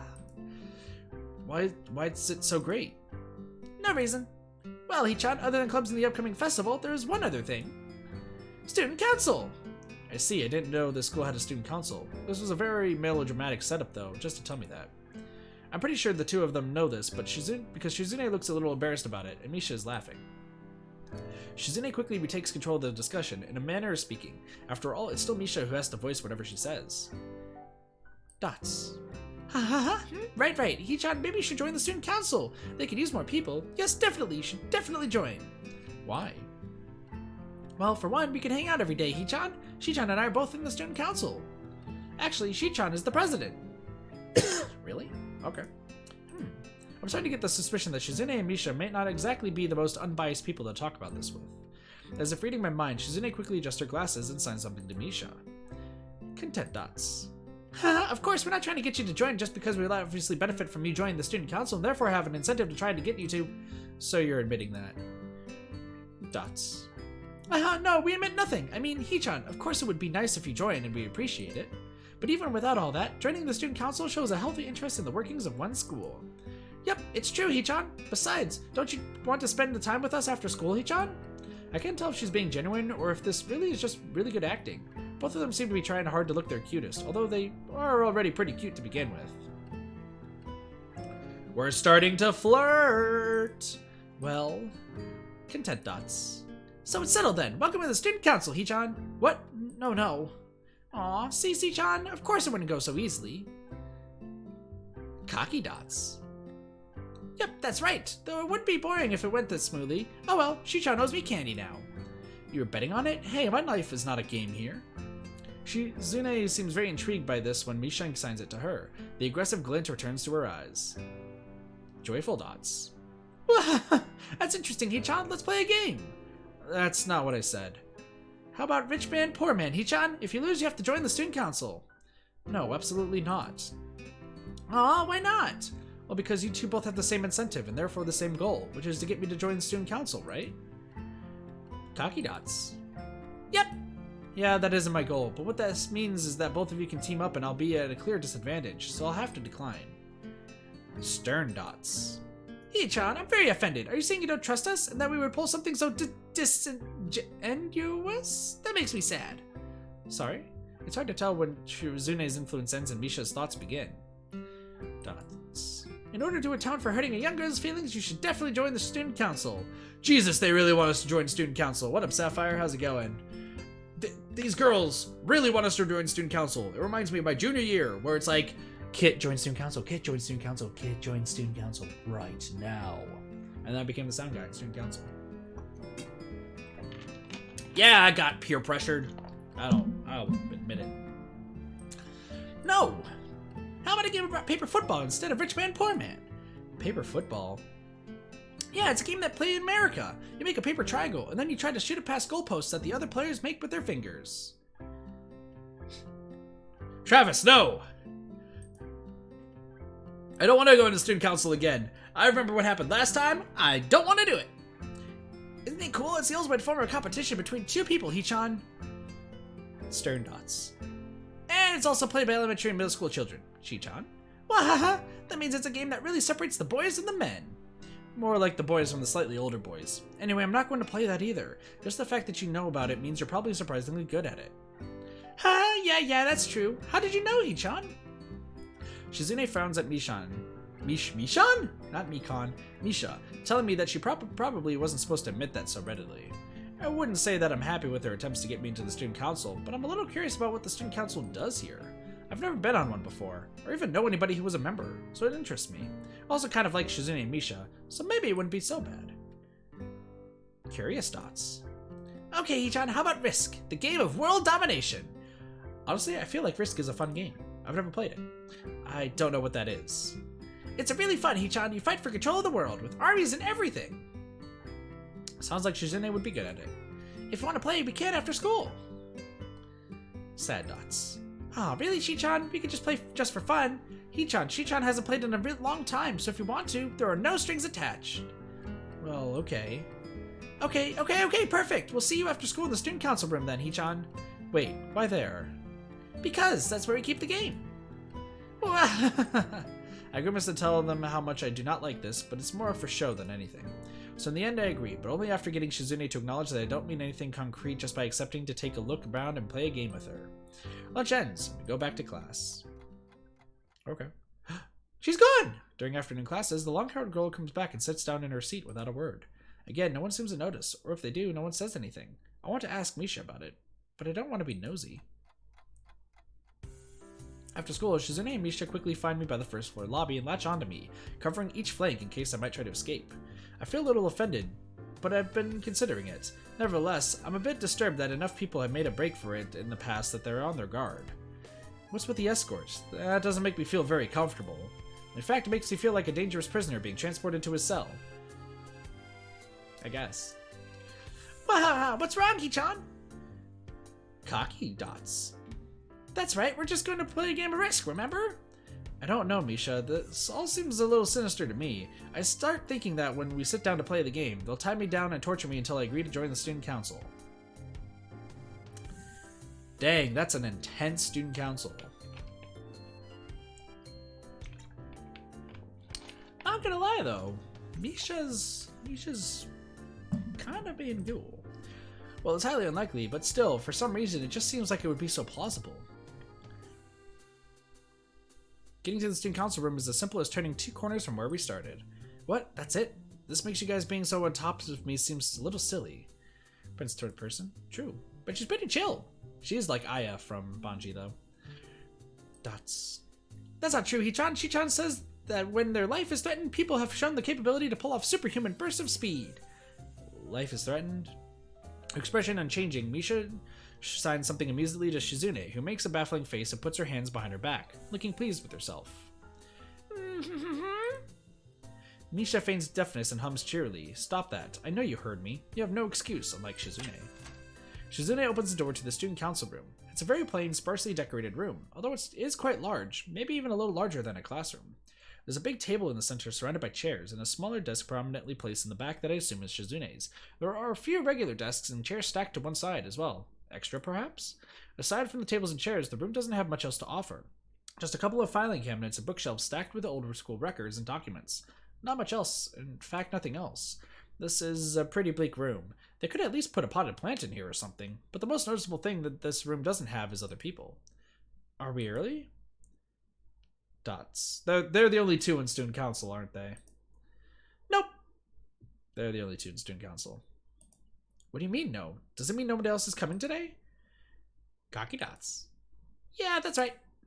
Before I manage to ask why that's the case, Shizune claps her hands together very energetically. More dots. Hee-chan, that's my rest. Come on, you promised, didn't you? You have to. Ha ha ha, okay. Do you want to know the rules? We can explain it to you while we set everything up. While Misha is talking, Shizune takes out what looks to be like a board game from behind one of the filing cabinets and throws it on the table.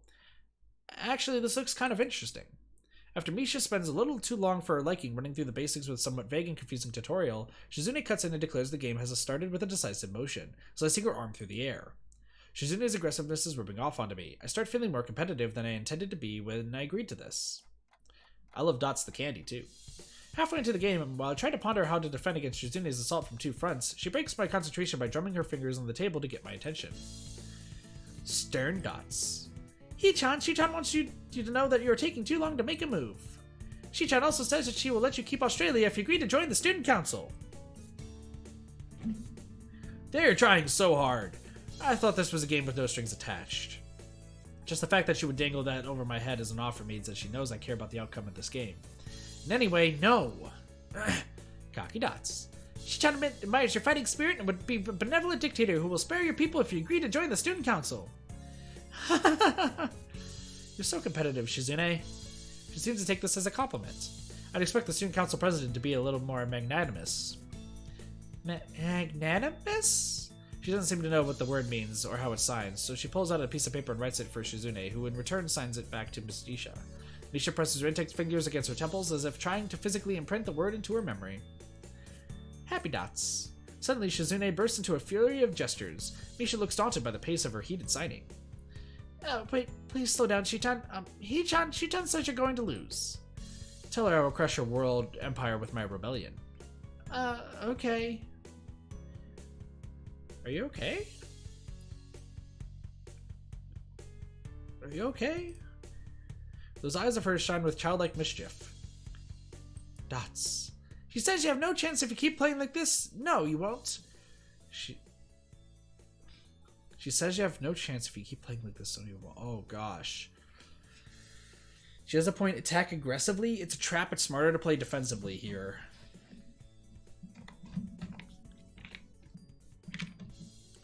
But every bone in my body is telling me to attack aggressively.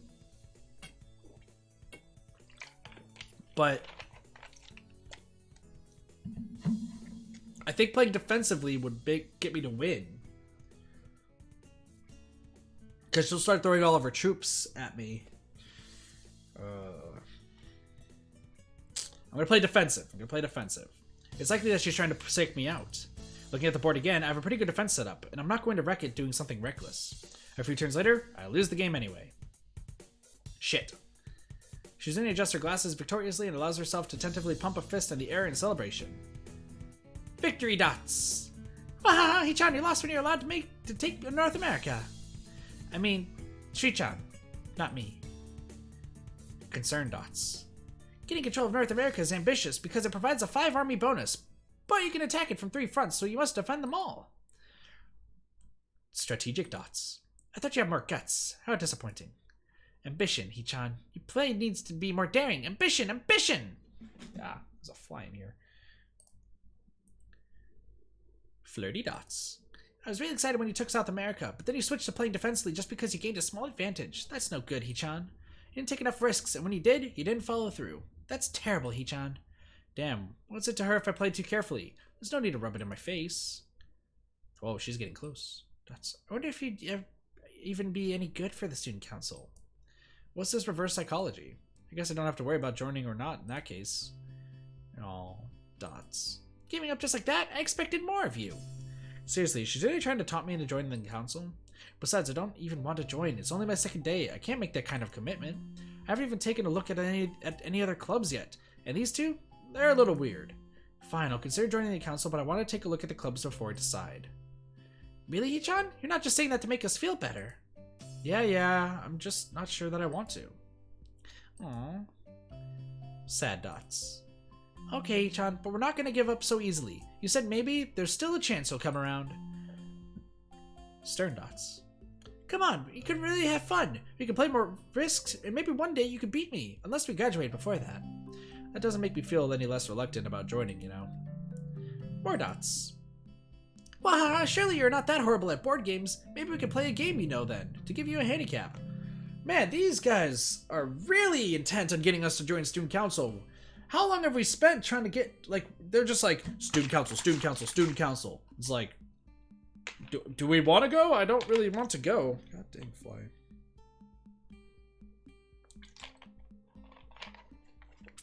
Don't you just hate it when there's a fly in your room and you're just like, screw it? It's not even that big of a fly. Hold on. I saw it for a brief second. I don't know if you guys can see it. Oh well. I might have said that just to make you feel better after all. Aw, that's cold, Hee-chan. I take a glance at the clock on the wall and realize I spent far longer playing Risk than I expected. I've heard Risk can go, I don't know how many people in chat have played Risk. I've heard Risk can go for like 12, 24 hours sometimes, depending on how you play. Which is pretty crazy, I hear, so. Sorry, I think I have to go. I wanted to go to the library. It's not closed yet, is it? Shizumi scratches her head and gestures at Misha. How hard can it be to determine whether the library is open? There's a clock right there on the wall.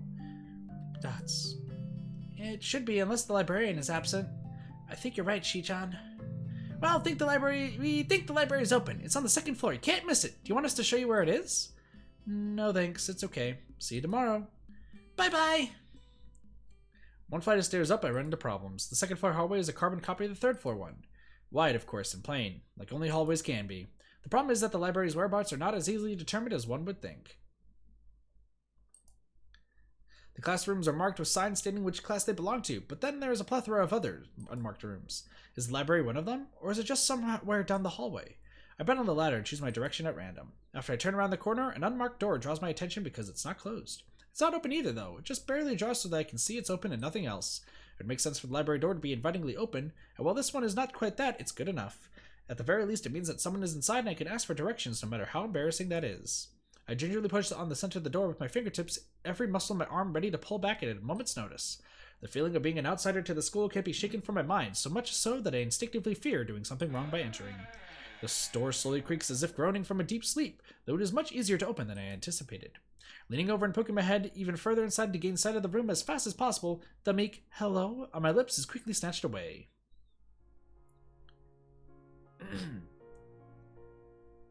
Hello, who are you? This is not what I was expecting. I mindlessly let the door open to its full extent, taking in the sight of a solitary figure taking center stage. Damn it, fly. Got it, I think. No, it's gone. I saw it. I hate flies. Taking the slight of a solitary figure taking center stage in the otherwise abandoned room. God dang. F fly. Trying to beat it. The situation steals my voice, leaving me standing at the doorway staring at the beautiful girl. Evidently, having taken her time to assess the situation, the girl gently puts down her teacup and opens her eyes, but doesn't look at me. Hello there. May I help you? Staring directly in front of herself, the movement of her lips seemed to break the silence rather than the words.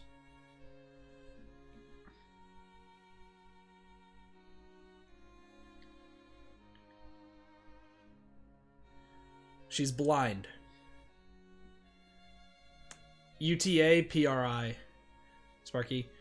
She's blind. Because otherwise she would have looked at us. However, it's the soft, measured voice that reminds me she's a being separate from the room itself. Not only is she like the tallest girl I've ever laid eyes on, but even among the foreigners I met, she's strikingly distinct.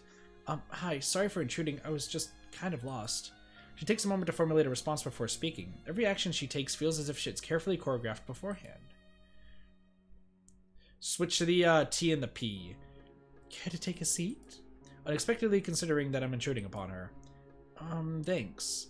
I slowly step towards another seat opposite of her, the girl resting the teacup and saucer on the wooden table in between. The way she doesn't track my movements with her head is telling that the slight cloudiness to her eyes means she must be at least partially blind, like Kenji. Come to think of it, her voice doesn't have any detectable accent either. I guess she must be half Japanese. As I take my seat, her composure takes me slightly off guard. Her air of relaxed confidence makes the silence entirely comfortable. The calming atmosphere is so very different from the student council office. I take it you're the new student to Yamaku. Ah yes, I just transferred in yesterday. I get the distinct feeling my speech patterns don't match the formality of hers, accentuated by her restrained bow of greeting. One which I hasten to match before realizing the futility of the action.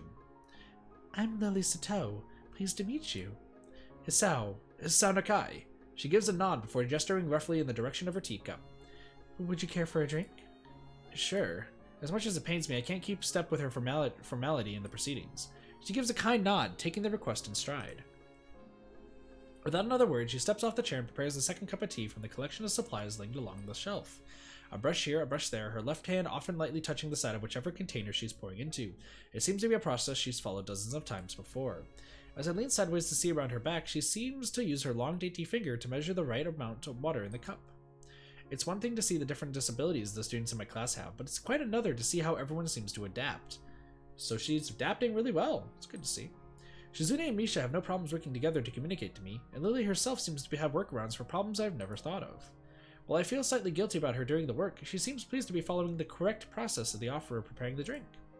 So, her soft voice brings me out of my silent observance. Which room were you looking for? It's not often this classroom is visited after school. She's sweet. The school library. Shizune and some classmates told me it was on this floor. She finishes pouring water into the teacup as she nods, a small metallic tapping coming from the teacup indicated by its stirring. I'm aware of Ms. Takemichi, as are most students. To be with them means you're in class 3-3, no? That's right, in the science room with Muto. She gives a small giggle before setting down the teaspoon and slowly walking towards the table, teacup and saucer in hand. Dang, she's acting like she's not blind. Interesting. He's quite the character. I imagine you'll come to like him. Most do. As she sets down the tea, I gently tap it and have a sip. I'm really more of a coffee person, but this seems like a rather bad moment to bring it up. She's so, prim and proper. Meanwhile, we have, just a broken heart. Literally and figuratively. Nonetheless, the smell's quite nice. I hardly think it'd be hard to choke down. Thanks, Sato. It tastes really nice. She smiles and quickly waves her hand in front of her face. Lily, please. There's no need to be so formal. She says this in spite of her exceedingly well-bred speech. Oh well. I guess you should try and ask her about herself, as it really doesn't seem as she's catering to me. So which class are you from? I imagine it's one of the third-year classes. Correct. I'm in class 3-2, which is on the third floor, same as yours. It's taught by Miyagi, and is specifically for both blind and partially blind students. So Kenji's probably part of it. I see. Sorry. I feel like stepping myself for a faux pas. Looking at her face, though, she doesn't seem a little bit put off by it. My, there's no need to change your speech on my account. Sure. Sorry, I guess I'm really showing my newness here. An environment like this would be a big change, so I can't fault you to it. While the same can't be said for everyone, many have come to terms with their conditions. A category which would include her, it seems. All too ready to jump ship from this particular topic, I segue into another. Do you come here to drink tea often? It's a really nice place. Thinking on it, this might be her version of the place behind my school that I like to have at lunch.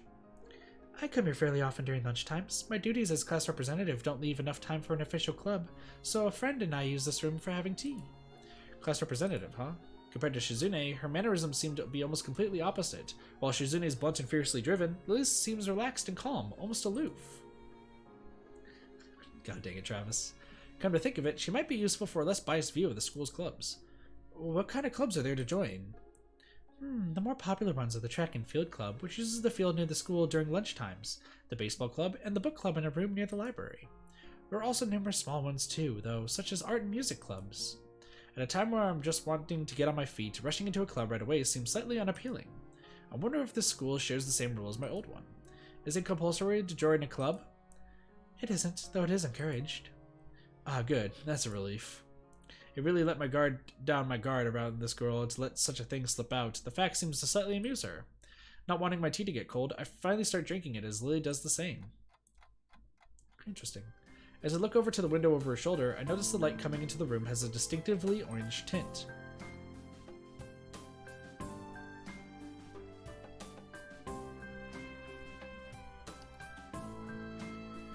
Yo, this music! Even here, time doesn't stand still. Huh, the time's gone quickly. Sorry? Right, she's blind. Of course she can't see the sun setting. It just looks like the sun's starting to set. It seems to come as a surprise for her. I guess she must have lost track of the time. Sorry, Hisao. I didn't mean to keep you from the library for so long. I quickly moved to the allay her concern. Ah, no, it's okay. The library's still open, isn't it? She pauses and takes a moment to think on it. It's probably something I should have asked Shizune when I had the chance, but Lily seems likely to know in any case. True, it's open until 6:30 during weekdays. Okay, so pretty late. A quick glance at my watch confirms I have well enough time to get there. I might get going in that case. It's been nice talking with you, Lily. She smiles and gives a deep nod, her hands still neatly folded on the table in front of her. It was my pleasure. Oh, come to think of it, shall I show you to where the library is? I couldn't possibly ask for more help. I should be able to find it all right. Well, unless my navigational skills fail me. Listen, we suck at finding things. Which they seem to have a habit of doing. It's all right. I was going to be talkative to the librarian there in any case. I could introduce you. This gets better and better. It's pretty hard to deny her offer. If you're sure, that'd be great. Thanks. As she stands up to follow me, I don't know why I did her voice. As she stands up to follow me, she takes hold of a straight, retractable cane that has been slipped in the handle of her bag on the floor. Okay, so she does have a walking cane. Compared to the cane that the boy in my class had, Lily's looks much thinner and longer. His must be for support, whereas Lily's is for navigation. Together we leave the peaceful room and enter the empty hallway on the way to the library. Side by side, my pace carefully slowed to match hers. We slowly walk through the hallway. It doesn't take long for us to arrive at the door to the warm-looking room, apparently situated in the center of the floor rather than the entire either wing. Ladies first. She gives an appreciative smile at the gesture, taking the lead as we file in. To the left is the wooden library counter, with the library proper being on the right. It easily dwarfs my old school's library, with a distinct smell of old books giving the place an almost old-world air. There don't seem to be a lot of students here. Considering the time, it isn't a big surprise. Everyone's probably either in the school grounds or the dorms. Yuko, are you here? She says it to the thin air since the librarian doesn't seem to be present, and of course, Lily can't see this. What's unexpected is that it draws a reaction. Something from under the counter thuds against it, followed by a quiet wail. The origin, apparently the librarian, quickly crawls out and bounces up to extremely rigid attention. Hi, Lily. How can I help you? Her voice is strained. Hi, Lily. How can I help you? Her voice is strained in a failing attempt to sound casual, and she's rubbing the back of her head. Good afternoon. What happened just now? I heard a strange sound. It's nothing. I just hit my head. See, I dropped an eraser under my desk, and when I was looking for it, a pencil dropped, and when I was looking for both of them, you came and surprised me. Are you alright? I'm sorry, I couldn't know. It's okay, it's okay. Sorry for making you worry. She seems very sweet. This is nothing. I've had worse happen to me. So she seems to be a bit of a klutz, which is amusing. She's quickly to reverse Lily's apologies, almost frantically trying to push aside the possibility that she could be in any way inconvenienced by bashing her head on the counter. Yes, worse things have happened. The girl fidgets with her fingers as Lily doesn't seem to drop her concerned expression, and then she shuffles some papers around the counter for no reason.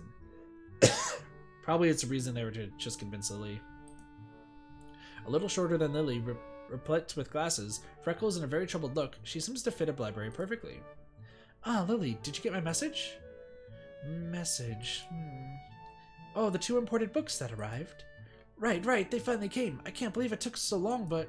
Amidst her celebrations, partially for managing to change the topic, I'm sure, she notices me from the corner of her eye and freezes on the spot when she does. Oh no, I'm sorry for not noticing you before. Did you need to check out a book or return one? I'm sorry.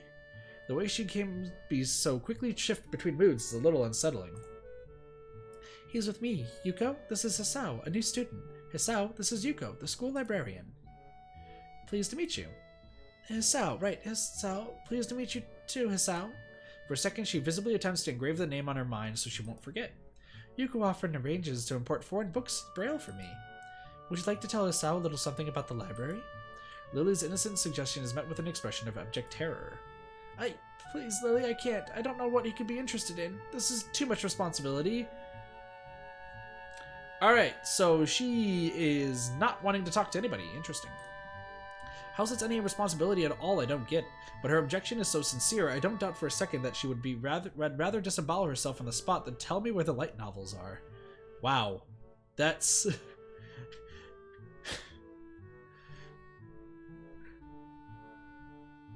My brain just went to the wrong place. It's like, disembowel herself on the spot, then tell me where the porn is. She's just like, nope, I'm dead. Poor librarian. But So there are a lot of books in Braille here?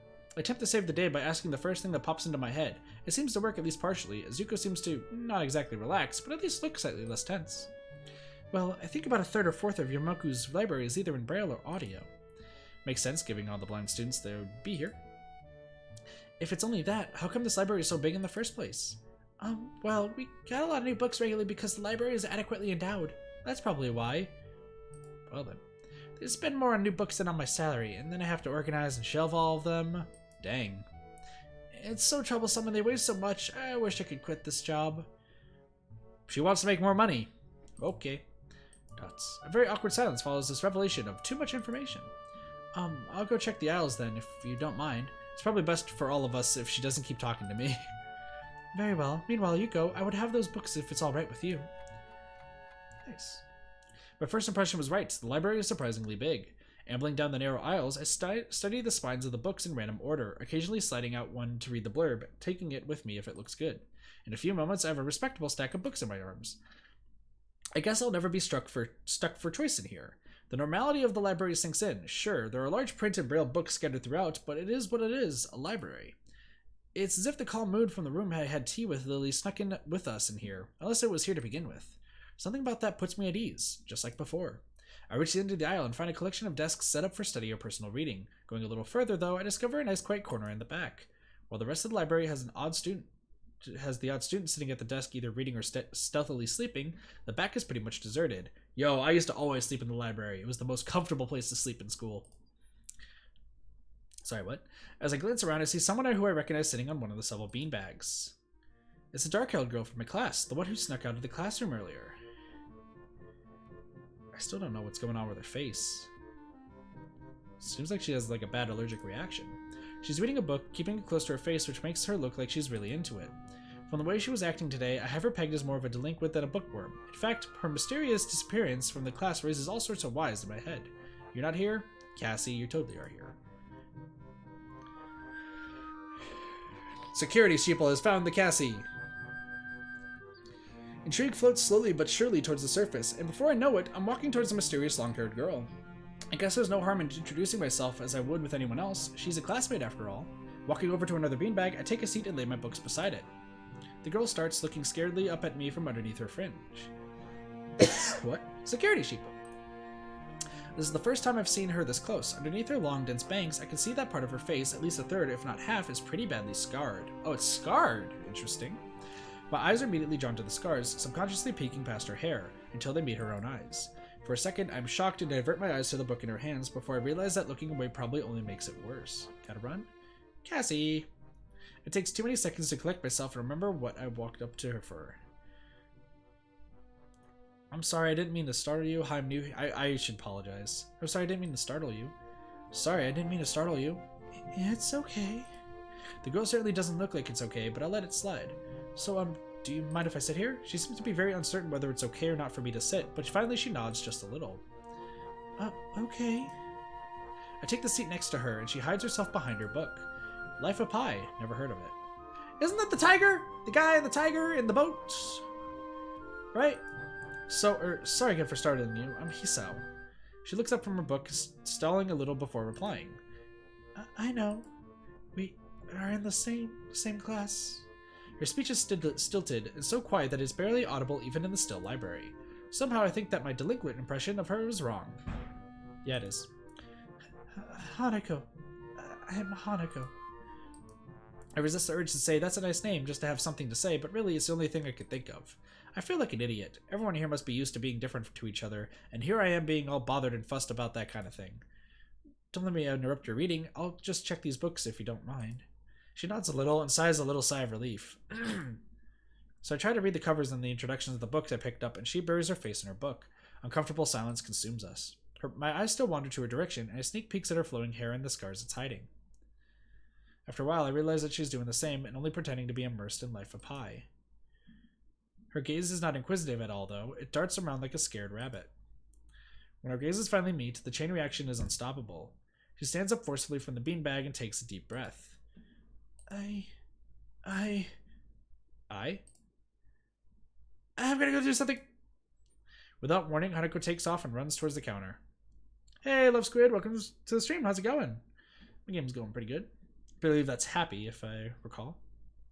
Her hair-like takeoff catches me so off guard that I don't manage to go after her until she has a good head start. By the time we reach the counter, she is nowhere to be seen. Lily and Yuko are happily chattering away. Knowing that I won't be able to catch Hanako myself, I approach the girls. Hey, did you see or notice a girl run past here? Maybe. What did she look like? Long dark hair, kinda shy. She had, well, some scars on her face. You wouldn't be talking about Hanako, would you? Yeah, that's her. I saw her reading and tried to talk to her, but I think I scared her off or something. Oh dear, Yuko, would you excuse me? I'd better try and find her. Sure, I'll just hold on to these until you come back. What's going on? I'm sorry, but I'll have to explain it to you some other time. Right, I'll see you later then. I gotcha. Lily hastily grabs her cane and hurries out of the library, leaving me alone with Yuko. I don't think I'll ever get the hang of this place. Did I do something wrong? What did you do? Nothing, I was just looking for some books and then she got this fit and ran off. The most offending thing I could think of was that I might have looked at her general direction a few times. Well, she is a very timid girl. You have to be very careful around her. She can be very jumpy, I think, and she's not accustomed to talking with other people. Isn't that a bit strange? I wonder, it's just how she is, I think. Yuko doesn't sound all that convincing. Then again, maybe this is just the norm around here. Everyone has their own problems, or else they wouldn't be here. But how should I deal with these people? Forcing myself to act overly casually only makes me feel phony. Like I was supposed to be ignoring the elephant in the room. Yuko fidgets, looking like she wants to say something to that, but resists it. I think it's an elephant only if you feel that way. Man, this game is like surprisingly in depth. Like they're talking about life lessons. It's only an elephant in the room if you acknowledge it. That's the thing. If there's an elephant in the room, you could just be like, nah, don't care about it. Or you just be like, damn, there's an elephant in this room. What the hell's going on? Then you acknowledge the elephant in the room and then everyone does. I guess she doesn't have a good sense of self-restraint. It makes me smile and she blushes heavily. What? Did that sound stupid? The girl reminds me of me. Do you have scars on the side of your face? Probably not. No, it sounded really wise. I guess you're right. It's more about me than anyone else. Neither of us have anything to add, so Yuko fills the silence by shuffling some papers around. People who have papers on their desks really like doing that. Yeah, I do that a lot at work. Usually I have like a huge stack of papers, so I'll just be like, shuffle, shuffle. And then people will be like, what the hell are you doing? Did you find any books? I should be closing soon. I mean, this library should be closing, but I have to do it. I hope that's not too inconvenient for you. Oh yeah, I wanted some books, but I left them over there because I'll just go get them. I fetched my stack of books from beside the beanbags where Hanako and I were sitting and returned to the counter. Wow, you read a lot, don't you? I surprised myself with that too, honestly. At least, when I really think about it. I had a lot of free time earlier this year, so I just kind of started reading books to fill that time. I couldn't do much else. I see, but she doesn't say anything else and just checks out my books for me. I guess this is what they call tact. Holding library books with one arm, I trawl in my pocket for the key to the door. A sudden sound from behind me startles me, making me nearly drop the books I'm carrying or the key that I almost managed to get into the lock. Who is it? I turn around to see who's talking to me. It's Kenji. He seems to be in a friendly mood, although the light glinting off his glasses in the dark gives him a sinister look. It's just me. This makes him pause and licks his lips nervously. Who is me? I don't know anyone called me. Are you some new guy again? His voice is suddenly strained and quick.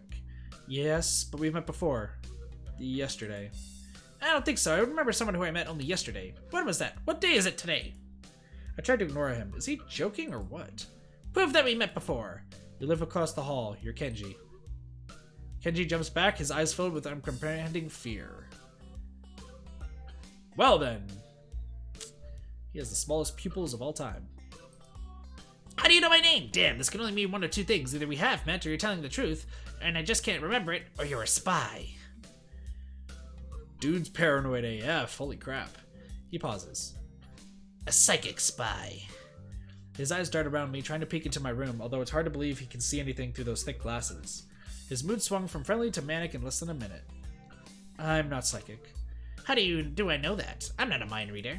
Kenji points a finger at my face damningly. Unlike you! Stop that, man. We met yesterday. What's wrong with you? I live in this room. Lies. If you think you can pass as Hisao because I'm legally blind, you are sorely mistaken.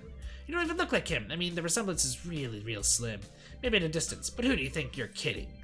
I want to grab him by the shoulders and shake him. Exasperated, I rub my eyes and let out a heavy sigh. Stay there. Kenji comes closer, one careful step at a time. I stay still, lest he assault me physically, Although I doubt he could do so much damage even if he did.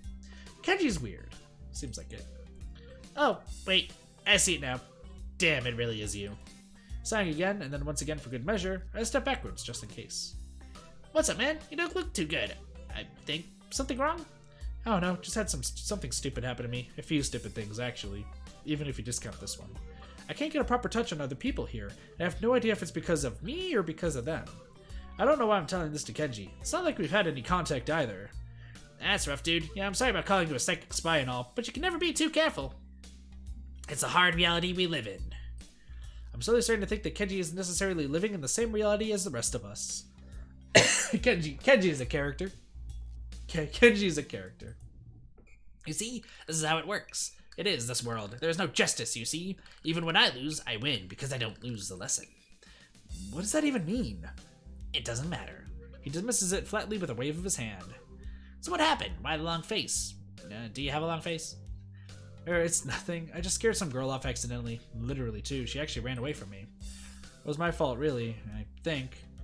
I'm not really used to all this yet. A girl? A cute one?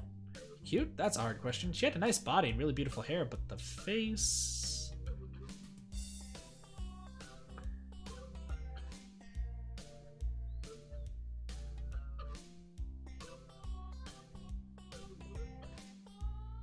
How do you respond to that? I guess it could go either way. I would say that she cute. Yeah, cute, I guess. I knew it! There are a lot of cute girls here, a strangely disproportionate amount. I believe this is one of the dark secrets of this school. I tried to warn you, man, but did you listen? I don't remember any such warning. Dark secrets? Yes, dark secrets, extremely dark, like a black hole. Have you noticed that the number of girls in the school is slightly but significantly higher than the number of boys? It's like 60 and 40.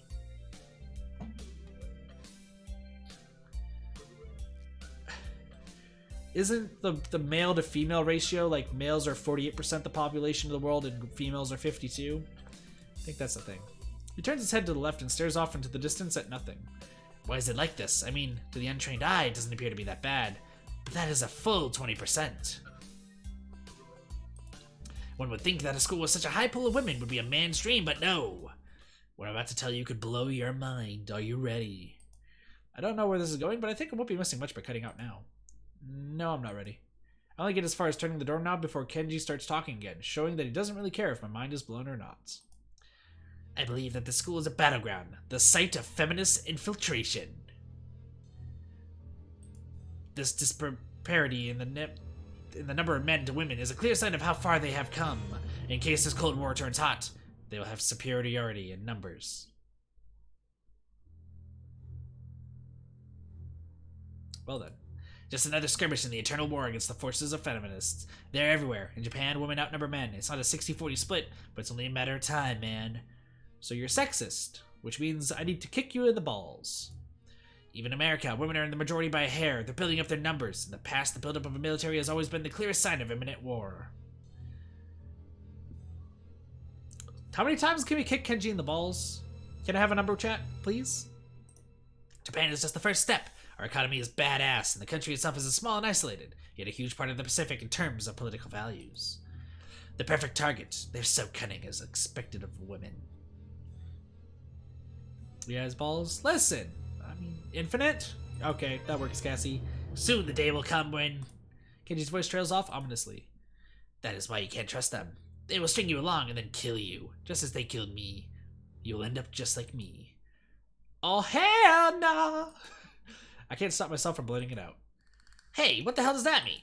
He said it, not me. It's the best I could think of. So? You're not supposed to say something like that? Damn, so rude. Where was I? Oh yes, fast feminist conspiracy. Stop it, stop. I lost you way back there somewhere. Somewhere around feminist infiltration. Too hard to follow? It's cool. I have some graphs and stuff in my room. And puppets. You like puppets? Sesame Street's pretty cool. No puppets. You don't like puppets? Okay, graphs are still cool though, right? He speaks energetically, respondingly, almost as before I'm done talking, moving his hands in an animated way as he continues to rant on. This is too strange. I had him pegged as relatively normal, but it's clear that I was wrong. Something on your mind, dude? Just think about what it's like to be the last sane man in an insane world. Kenji frowns, looking deeply upset. You mean that's you? That can't be, because I'm the last sane man in an insane world. That is my dream. You can't just steal a man's dream.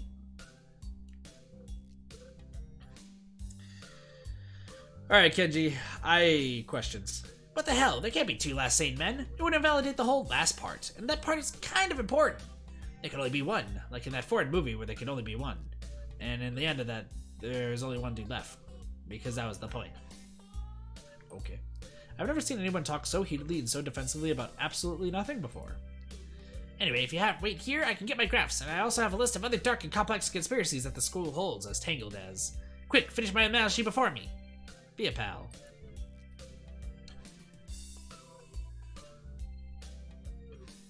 Cassie, I'm sighing. I am sighing. I'm going to bed now. It's extremely late. That doesn't sound like an analogy. Whatever. I like you. You seem like a cool dude. Most people don't understand what I'm talking about when I try to explain the vast feminist conspiracy to them. Denial is a terrible thing. Later. He claps me on the back and then vanishes into his room so quickly and quietly it's like he didn't even open the door, but instead walked right through it like a ghost. I don't know if I can fully digest what just happened, so I give up and just go to my room, kicking off my shoes before falling face first into bed. And it takes me some time to relax and get up so I can get started on my homework. It's because the sheets are cool and comforting. Oh my gosh, I can't speak. Against my cheeks, and it feels good just lying there with my eyes closed. The school is like some kind of bizarre and surreal island. It's isolated on top of a mountain, and each person is stranger than the last. I just can't seem to fit it. What irony. One would think that fitting in a place that's made for people who are unfit for anywhere else would be easy. Maybe I'm trying too hard. Although I say that, it doesn't help take the edge off, and the words are left echoing off my empty walls. I guess it's not as bad as I expected, though. This place really is more a school and less a hospital pretending it's a school than I thought it would be. If nothing else, the scenery is beautiful. I open one eye, seeing the school books and bottles of pills arranged side by side on my desktop. Maybe this place is too much like a normal school after all. Another day done. There's a lot happening, though. What time is it? I could do one more day. Let's see. His room really is empty. I know, right? Dude should get some posters up on the wall. Get that Splatoon thing, maybe. Yeah, I think we'll do, let's do one more day. Unless it's a really fast day, then we'll switch it up. I feel very tired this morning, probably because yesterday itself was a very tiring day. On top of that, I woke up far earlier than necessary. After saying hi to Shizune and Misha, I started doing work as instructed from the board. It always looks like today is going to be heavy. I don't have a problem with that now, though. Shizune and Misha might jump on me trying to get an answer about whether or not I've decided to join the student council, even if it's just one day. Hey, Crimson, how's it going? Sheeples for life. True. I wouldn't put it past them to try, and I don't have an answer for them if they do, so the situation's convenient for me. Still have no clue about it yet? Okay, gotcha. About 10 minutes into class, Hanako walks in and takes a seat, but no one looks at her. The teacher doesn't even comment on her lateness. He does, however, stop us to say that we're going to break into groups again. I turn my head to see Shizune and Misha looking at me. Shizune gives me a smile that is equal parts cute and menacing. This is a smile that says, "We have you now, there is no escape." Hey-chan, it looks like we're together again, yay yay! Misha leans sideways while Shizune pushes her desk closer to mine. There really is no escape now unless I were to jump through the window. Jumping out the window isn't the best option, sadly. Kaki dots. What's wrong, Hee-chan? Kaki dots again. Oh, Hee-chan, have you been thinking about what we said yesterday? You said that you would think about joining the student council, didn't you? It's okay, Hee-chan. We were talking about it after you left, and it would be rude to expect you to already have an answer for us this early, right? Right. Ah! I'm so happy you two are able to have a laugh at my expense, and even more pleased to know that you both know how crazy the two of you can be. GG. Now that that's over, Shizune steps back into serious mode and smacks today's assignment with the back of her hand in an overly dramatic and important way. So the whole, like that sort of thing, I guess? I don't know. Hey, welcome back, Cheese. When I actually look at the stuff, it's mostly just reading. In fact, there are only two problems. I almost want to say something about how her rush to get started seems a bit much considering the small amount of work. In fact, Shizune probably knows how little there is, and simply doesn't care. Yeah, it seems like the workload doesn't matter to her as much as the fact that there is work. The actual amount is unimportant. She approaches everything with the same level of ambition. While I'm reading, I let my eyes wander around the room and catch Hanako trying her hand at solving the problems. It looks like she's working alone. I can't remember seeing her working with other people before. Thinking back to how shy she is, it's understandable. Hey, that girl over there. Huh? Who, Hee-chan? Her, Hanako, over there. Does she always work alone? I think so, Hee-chan. Do you feel sorry for her because she's alone? I was just thinking that maybe she could work with us or something. Ooh, nice, Crimson. Nice. No, I don't think that would be a good idea, Hee-chan. Why not? Shi-chan wouldn't get along with her. Why? Misha shuffles around the question, letting out a laugh that sounds very strange. It's nervous, but she still has that lilting up and down quality present in everything she says. Just because, Hee-chan. By now, Shizune has noticed our conversation, and it makes me realize again how Misha has been sounding everything she has been saying this whole time. Concerned dots. What, Shi-chan? The friend of my enemy is my enemy? That sounds so harsh. I'm not going to say that. You said it anyway. I know, Hee-chan. It's fine if you overhear. I wonder if this is Misha's way of keeping things fair, since without her, I wouldn't be able to understand the things Shizune is saying and vice versa. Is that also why she signs all the time? So there is never a conversation Shizune will be left out of? Dots. Anyway, we should start our problems now, Hee-chan. They finished with time to spare, and I decided to ask if there are any alternatives to the cafeteria, as frankly the food so far has been subpar. I sent Shizune and Misha arguing among themselves about their favorite restaurants. All of them are downtown, so I don't think we'll have time to go all the way there. And what about the bill? Are they arguing just for the fun of it? Maybe. They seem so distracted by it that they don't even notice the start of the actual lunch break. I look over my shoulder towards the back of the classroom. She seems to be studying her notes from the previous class. It's an odd sight. Everyone else in the class is busying themselves at the lunch break. Socializing, gossiping, rearranging desks. The one with actual box lunches mixed in are chattering like everyone else. Only interrupted by short bouts of eating. But when I watch Hanako, it feels like I'm the only one who can see her. Almost as if she was invisible, sort of hiding in plain sight. Is she being bullied? Is she isolating herself from the rest of her class as her own accord? I see her look over her shoulder towards the classroom's rear door. Come to think of it, she hasn't turned a page since I started watching her. I guess she's waiting for someone. What to do?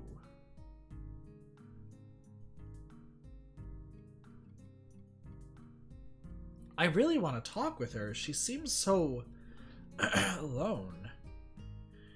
I'll talk with her.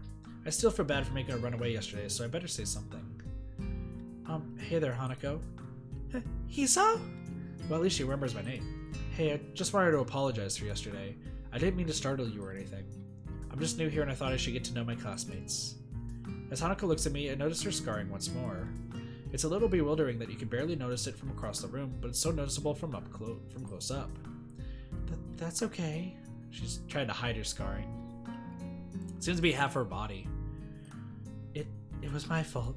Nah, that wasn't anyone's fault. It just kind of happened. So are you waiting for someone? I saw you looking at the door before.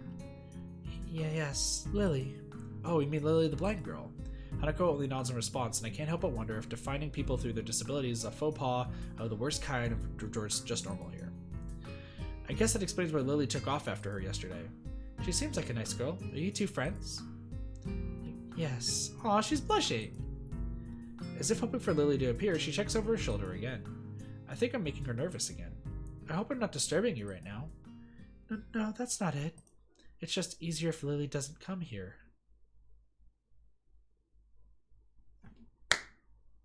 Well now, why would that be? Oh, because it's hard to get around the classroom? Not really. Hanako's gaze drifts past my shoulder towards Shizune. Shizune? Hanako nods again. What about her? Don't they get along? Hanako shakes her head. Clearly this is something she doesn't want to talk about. It does make a strange sort of sense, Shizune and Lily not getting along so well. Communication between the two would be all but impossible. It's hard enough talking to Shizune through Misha, even when you can see whose hands are talking. Oh. You know, that's totally true. Also, it's interesting because I can't do... Hello? For some reason, the highlights are not happening properly. There we go. Excuse me. That's interesting, though, because... Gosh, that would be impossible. You have a mute and deaf girl who trying to converse with somebody who's blind. They can't use sign language at all. They both could use Braille, couldn't they, if they learned it? Excuse me. Interesting. Hanako is so focused on Shizune that I'm the first to notice Lily at the door. Oh, she's here now. Hanako spins around to confirm this. Upon seeing Lily, she moves quickly to the door. Lily. Ah, Hanako, good morning. Is the president here? Yes. Excuse me. Hanako glances over her shoulder at Shizune again, as if to confirm she can't hear them even though that's impossible. I suppose we'd best be off then. So Lily probably wants to be friends with Shizune but can't. Well, Lily's sighing tone of what seems like frustration makes me raise an eyebrow. I guess there's some kind of enmity between the two. It's intriguing, but that's not really something I'd ask about. I'm sure if they wanted me to know, that they would tell me. It's only my third day here. I should be trying to make friends, not finding out why people are enemies. Still, it's a little funny to find out that the school has little feuds, just like my old high school. Even if people are more tolerant of others, they're still going to get on each other's nerves. Hey Lily, how are things? I'm sorry I made you run off yesterday. Oh my, is that Hisao? I didn't realize you were here. It seems that Lily's a little embarrassed about being so frank in front of me. So sorry, Lily. I thought you realized. Oh, she's so cute. No, it's alright, Hanako. Hisao, please don't worry about yesterday. It was just a misunderstanding. If you say so, I'm still working this place out. Well then, I think you'll find most people here a lot more forgiving than elsewhere. If you are feeling a little confused, please don't be afraid to ask questions. Sure, I'll remember that. Lily? Lily gives a small nod of acknowledgement. I'm sorry, Hisao, but we must be off. Hanako really doesn't look all that comfortable here right now, and Lily still seems a little embarrassed. I wonder if my apologies really made any impact. Mind if I accompany you two? I know I'm kind of pushing it, but Lily hems quietly, still smiling. Was this game? It's a dating sim visual novel sort of thing about girls with disabilities, and the main character who's a guy with a disability. Dude's got heart problems. That's why it's love after a literal broken heart. I'm sure that we could accommodate you, can't we, Hanako? She looks at Lily, then at me, and then she freezes, wide-eyed. Sure. Well then, shall we go? I'm sure Lily wouldn't do this so easily if she saw how scared Hanako looks, but it can't be helped now. Welcome back, Justin. Declining after the deal is sealed would only cause confusion and problems. So we leave, all three together. Lily walks beside the wall, letting her cane gently tap against it every now and then. Hanako comes along right beside her, so close that she is practically half hugging her as they go. Although it must make her walking that much harder, Lily takes it in stride. As we turn around the corner of the hallway, something hits me in the chest with the force of a steam train. Hanako shrieks a little and my vision briefly goes blank. Ouch. Opening my eyes, I see a pair of saucer-like green eyes looking at me. They belong to the perpetrator, a short girl who bumped into me and now has fallen down on the hallway floor. Oh, she has prosthetics. I think she's different from the prosthetic girl we saw earlier. Hello. She wears a PE uniform and a very worried frown. The former strikes me as a rather strange thing to have during the lunch break. More striking than that, though, is that she doesn't have legs. Or she does, but they're not flesh and bone. Her pale and very much flesh and bone thighs end in shins and feet made of some black metallic or plastic-like material. They look disturbingly artificial and unnatural. It almost makes me forget that my chest is hurting. The girl winces a little, rubs her nose, and jumps up. Oh man, hey, are you alright? I'm sorry about this, really. I wasn't looking where I was going, and you just came out of nowhere. Sorry. She looks really apologetic in a hurt puppy way of looking apologetic. I quickly forget about being angry or anything, since hurt puppies are my weak spot. It's true. It just comes up for this type of game. True. It's okay, don't worry about it, ouch. Oh, our heart. I say that, but there's a stinging pain growing in my chest, and I know that this is about the biggest possible danger for my condition. Don't overexert yourself, don't forget your medication, and most of all, don't get hit in the chest. I try to rub my solar plexus to chase the pain away, holding my breath in an attempt to hear my heartbeat. This is bad. Please don't pass out, please don't pass out, please don't pass out. It seems normal. Hey, should I get a nurse? I feel like your pants should be longer. Like you're wearing... Is that how women's PE uniforms look? I just realized, because like she's small, she has like... She's wearing the PE uniform, but that seems weird. The worried, high-pitched voice of the girl snaps me out of it. I stare at her for a few seconds dumbfounded, until I realize that I probably looked worse off than I really was, doubling over myself and looking all tense. Damn, they're called bloomers? Are they? Damn, I'm overly worried about my heart. No need, I'm fine. Managing to say something in response, I pull myself upright, feeling my sore ribs one last time and take a deep breath. She just knocked the wind out of me, big time, but it's nothing more than that. You sure you're okay? I hit you pretty hard. It's okay, I said I was fine and nothing's broken. No harm done. That's good, Hisao, what happened? She's not quite up to speed for obvious reasons, but she sounds very worried, more than what the situation deserves, really. Someone just bumped into me. Nothing serious, just winded. Sorry, it's my fault. I was just going to get some stuff and I was in kind of a hurry. I'll press it. She look like that? Okay, gotcha. That someone here is Emmy, isn't it? That little girl coughs quietly and shuffles her plastic or metallic feet, looking down on them before saying anything. Hi, Lily. Hanako? I guess the girls know each other. Do please try to be more careful. You might be sturdy enough to endure these sorts of accidents, but there are people who aren't. The girl blushes and starts to fidget nervously like a little child caught misbehaving. It's so cute, I find myself smiling. I know that. I was just... I gotta go! Teacher, I'll have my head. I promised to help with printouts, but I went running instead. Sorry, but I gotta change and everything. Before any of us can say a thing, Emmy has already bolted away, leaving the hallway eerily quiet. Does that kind of thing happen often around here? There are more rules in Yamaku than usual for running in corridors. But that really stops Emmy, it seems. She shakes her head weakly and offers a slight composed smile. I don't think there's anything we can do to stop her, I'm afraid. Shall we be off then? Lily heads off along the hallway and Hanako hurries after her. The route to the room the two use for tea is fairly simple to retrace, but still fresh in my mind from yesterday. Lily and Hanako quickly go about the business of making lunch. Before I can even open my small bag of food, Lily's busying herself with her thermos and tea bags as Hanako is setting out both their lunch boxes. So this is what you meant by coming here almost every day. Yes, Hanako and I usually have lunch here. It suits both of us, so we end up using this room regularly. After seeing Hanako's reactions to me over the past couple of days, I can understand why that is a boon. That and Lily being able to get some quiet away from her class as well. I take my seat last after Lily's poured tea for us and sits down. She really likes tea. Aw, she's so nervous. The more time I spend with these two girls, the more I think they're a perfect foil to Misha and Shizune. Even without a voice, Shizune is direct and brash, and Misha seems to get along with everyone. On the other hand, Lily is soft-spoken and relaxed, while Hanako seems to be the shyest girl I've ever met. Hey, Benny, how's it going? So how are you faring in Yamaku, Hisao? You seemed a bit flustered before. Apart from getting lost every now and again, and being crash-tackled outside my classroom, fine, I guess. You look pretty hurt before. Are you really okay? For a brief moment, I considered telling Hanako and Lily about my condition, but then I hold it back. I can't tell why, but for some reason, I feel uncomfortable talking about it to these relative strangers, even if they have been pretty friendly.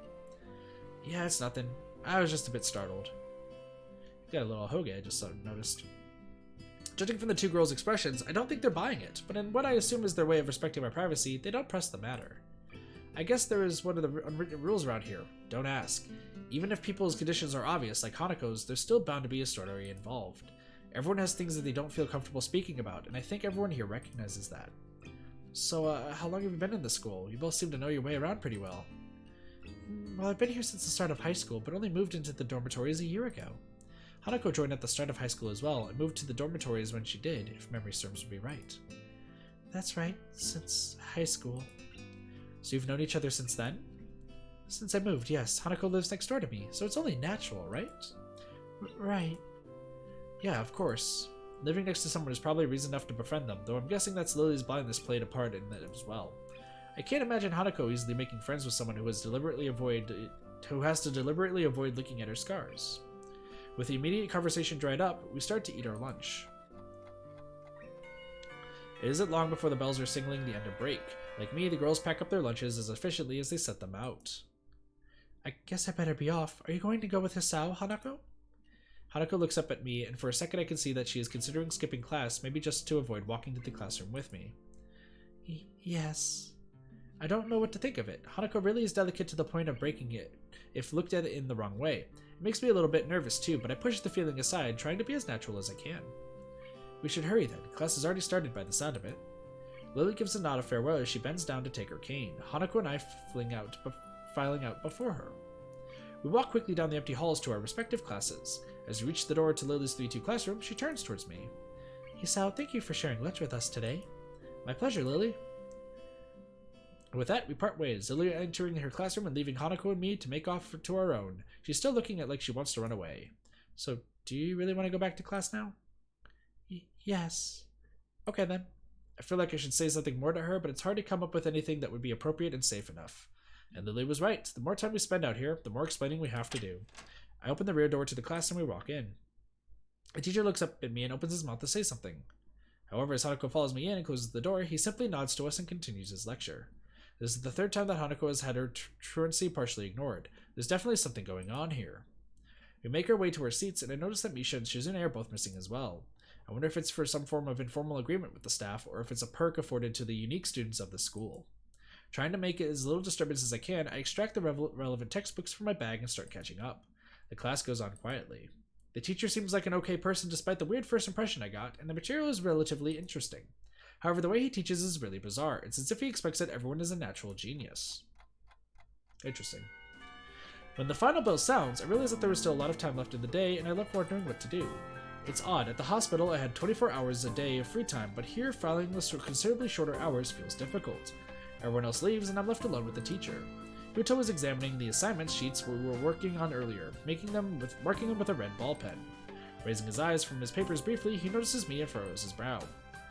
What is it, Nakai?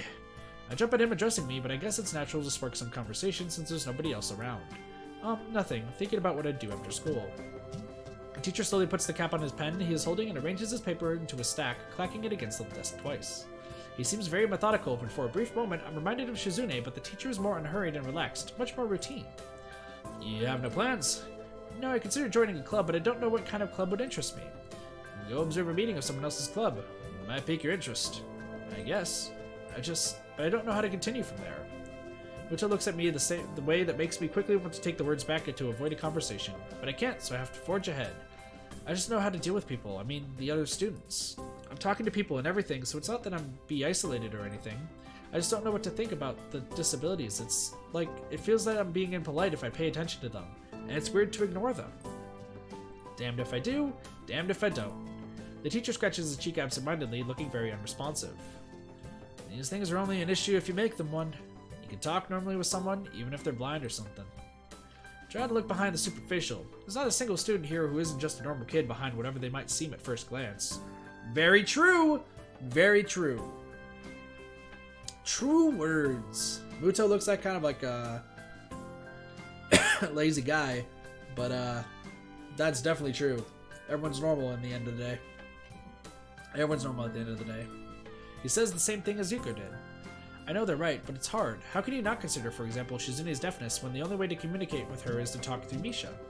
Or Hanako, it's not like you can ignore her face. But I'm interrupted by the door of the classroom suddenly slamming open. Teacher! Misha crashes in, handed straight in an enthusiastic greeting, her voice loud and lively enough to wake the dead from their graves. She starts toward the teacher's desk with her bouncing step, hands energetically swinging with the rhythm. Muto, visibly dismayed at the interruption, and Misha in general, slumps in his chair. Mikado. Misha stops in her tracks and looks around cluelessly as if she's sensing from his tone that there's something wrong, but she has no idea what. Yes? We have talked about volume control before. Yes! But she doesn't lower her voice at all, and the teacher just rubs his eyes. So what is it? Hey, we need help. We're running out of supplies for the festival stands. This is a distress. She waves a pink slip of paper she's holding around. So go get more supplies in the art room. What's the problem with that? Plywood. Plyroom is always the problem. Last time we wanted more, there was only a little, but that time we just took it all and went with that. Now there's like none left there. So you know where is some? I don't understand. How would I know? Shi-chan, the president thought that the teacher would know if there was plywood. Was she wrong? Muto looks like he is in great pain, frowning with his entire essence, and Misha doesn't get it at all. It seems like it, but he also seems like he just doesn't care.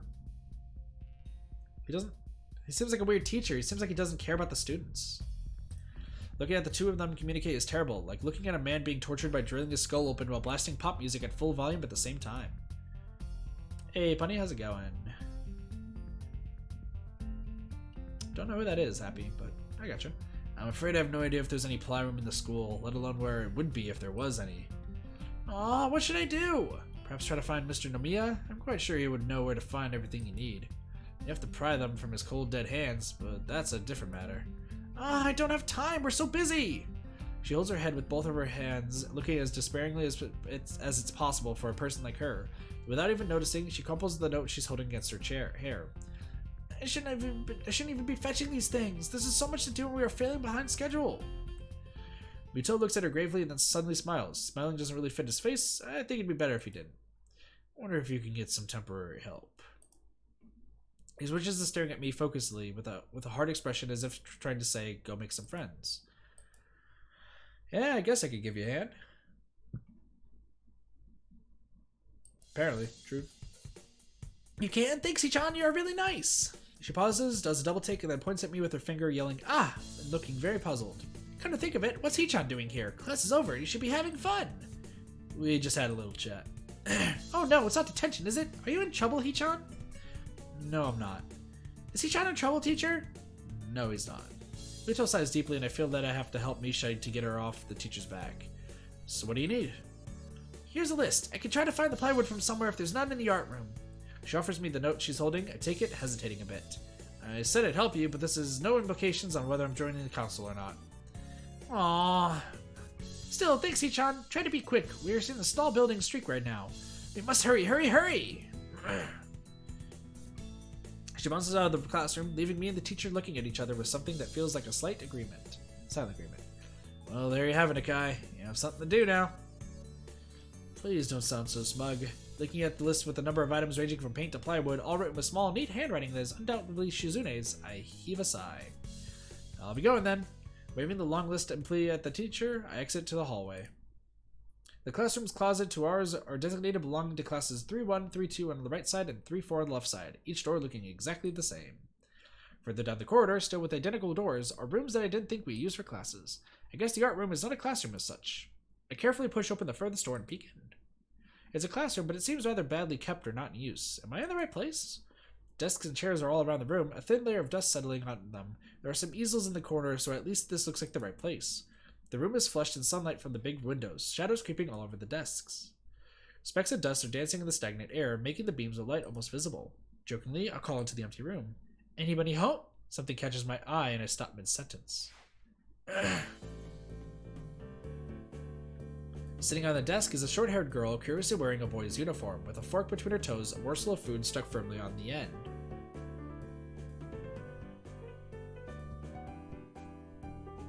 So she has no arms. She has no arms at all. This odd way of dining seems to be caused by her apparent lack of hands, but her presence here is what takes me back even more. How did I miss her before? She's sitting in a corner very still, but I still somehow took her as part of the furnishing or statue at first glance. I'm not being too observant today, as a whole. The girl seems to be frozen in place, staring at me with huge eyes like a rabbit in headlights. She's staring at me, her mouth wide open, ready to accept the fork.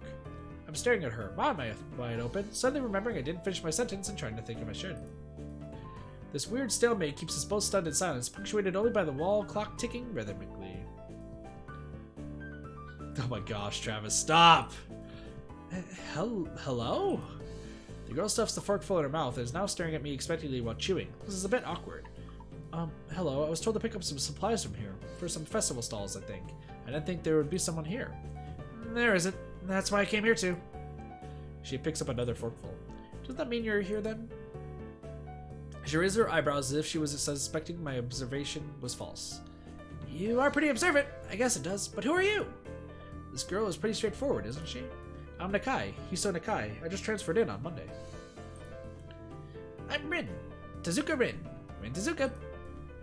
I won't shake hands with you, but at least we know who we are now.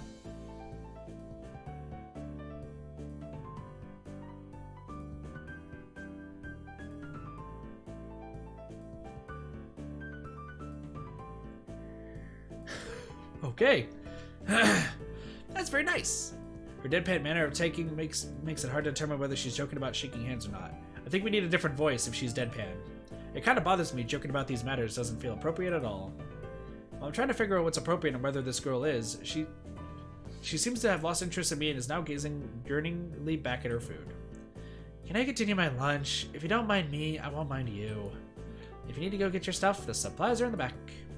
Go right ahead, but school's already over for the day. What word would you use then?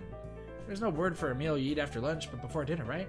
It bothers me very much too, but I don't really know what I should say. I don't think you're supposed to eat a meal between lunch and dinner to begin with. But I'm hungry now, and my delicious boxed lunch would go to waste otherwise. I have curry! It's very delicious. I've heard curry is great. I've never had it. With much decisiveness, Rin once again picks up the fork between her toes, and with at least as much impoliteness, she points it straight at me. So, Nakai, what brings you to this place?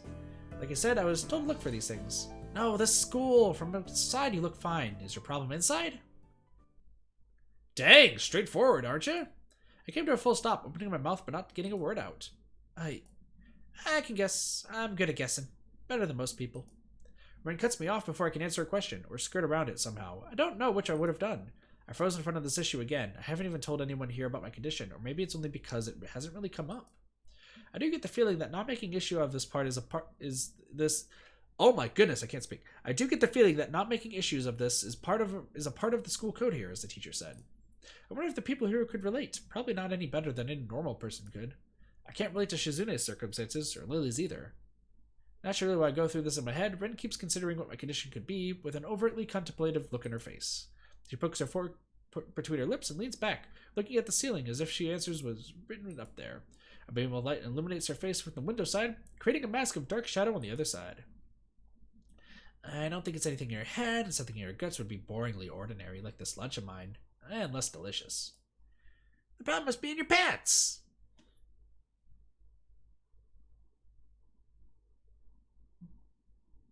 We've been here for 3 days, and already somebody wants the D.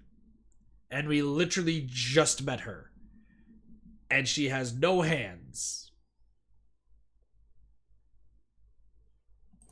This messed up Sherlock Holmes kind of statement and the sheer lack of tact it was delivered with catches me completely off guard. I think I might have reeled back even physically as Rin's eyes widened in revelation and astonishment. So I was right, there's something wrong with your tackle, isn't there? I'm told Viagra would help with that, but apparently, high schoolers can't have that. You just won the Price is Right! Let's go! She's pretty much just asking us that our dick isn't working. Jesus Christ. Still partially in shock by recognizing the need to reply something, I spit out the first thing that I can think of. No, nothing like that. I have a heart problem. Arythmia. Wow, we just told her. I said it. More like blurted it out, but I said it. The girl in front of me purses her lips together and glowers at me, looking very disappointed. Yeah, that sounds about right, Travis. How boring. Trouble in the pants would have been much more scandalous. What's with this reaction? I'm sorry to let you down? I forgive you. Just, I collect people in person with you. I collect people in a person with. You know, the kind of problem would have been really great. Collect people? People with different problems. Oh, so you just, like, go around asking people what's wrong with them? Pretty much. Okay. I see. With little left to say, Rin resumes her lunch and the conversation dies away, but I keep thinking about what was said. It's the first time I told anyone else about my condition. All the other people have either known about it already or heard about it from someone else. Or didn't need to know about it, like every other student here so far. Should I have told it as a natural part of instructions? Is it expected of me? Hi, I'm Hisao. I have a very serious heart condition. Is that how I'm supposed to go around introducing myself from now on? As if our disabilities would define us. What a disgusting thought. Or maybe this Tezuka girl just has a natural interest in such things. As I walked in the back of the room to pick up the items on Misha's list, a chance opened to study Rin from the corner of my eye. Her hair is a burnt auburn, almost orange, and cropped short. Long hair would be almost impossible with no arms. The boy's uniform and the lack of arms make her look very thin, almost scrawny. She's not particularly pretty, except for her murky green eyes, which flicker restlessly from below her short bangs even while she eats. I'm pretty sure some people find her cute. Some people like short hair. I personally like really long hair, but that's just me. Is her sex drive? Sounds like a cheese. The distance and the shadows make it seem like they don't reflect sunlight at all, but instead absorb all of it within them like deep wells. She moves her feet almost as deftly as a normal person would use their arms. However, I can see how this sight could discomfort people, especially while eating. It makes me feel a bit uncomfortable, at least. I hesitate to think about the world in natural, but it's too late now, isn't it? I keep searching the cabins and shelves for Misha's things, but after enough time passes, the silence grows too uncomfortable, so I try to force some conversation out of this strange girl. So, do you always eat alone at this late, or do you get the occasional visitor? Visitors? Maybe you're my first occasional visitor, but I don't always eat alone either. Sometimes eat with a certain person on the roof, if she's not horsing around. Horsing? She likes to do sports. Emmy?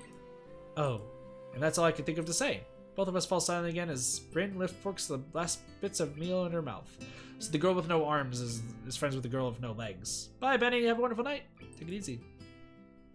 I look down at my haul and double check it with Misha's list. It seems I have everything except plywood. So I think I have all the things now. That's very nice of you. Don't feel obliged to stay. I was about to take a nap anyway. Just right here? Okay. Need to do whatever you are going to do with the stuff anyway, right? Or perhaps like to watch girls sleeping. Jesus Christ. I'm not sure what to make of this, but Rin looks serious. Even if I did, I think I have to be going. I'll catch you around, Suka. You can call me Rin. I feel that our relationship is at this point good enough to warrant this much. I was already turning to make my exit, but she draws me back in. Fine then. I'm Hisao. Then you are. Rin looks at me hard in the eyes, but that intimidating feeling you get when someone stares at you isn't there. It's like she's actually not looking at me at all. She blinks a couple of times, and I can't figure out why a pause like this just popped between us out of nowhere. See you later, Hisao. There was something like a tiny smile there in her face. Maybe. I quietly back out of the room. As I shut the door in front of my face, I whisper to myself, what an intriguing person. From inside I hear a muffled sing-song voice. I heard that! Hey, Supernova, how's it going? What did she hear? I jump at the sudden appearance of Misha, who I had not heard approaching despite that completely empty hallway. Somehow she has gotten the jumping distance off me without making a sound. Creepy. It briefly reminds me of Kenji's nutty theory about a global feminist conspiracy, but I push that thought aside. Interesting. Shizune is standing slightly behind Misha, looks aloof as she couldn't have heard the remark that drew Misha's attention, but Misha is visibly excited. No, wait, more importantly, who is in there? There's no club meetings today. She tries to curiously peek past me, even though the door prevents her from seeing anyway. What are you doing here? You took so long that we had to come check what's wrong. There's no good, Hishan. She wags her finger at me scoldingly. By the way, what is this girl's problem? Are we talking about like her attitude, or are we talking about her actual like disability? Because I actually don't know what her disability is. She's not deaf, she's not blind, she's not mute, she has arms. She's not scarred anywhere, it looks like. Purple hair and everlasting sugar high? No, I don't think that's it. She has legs.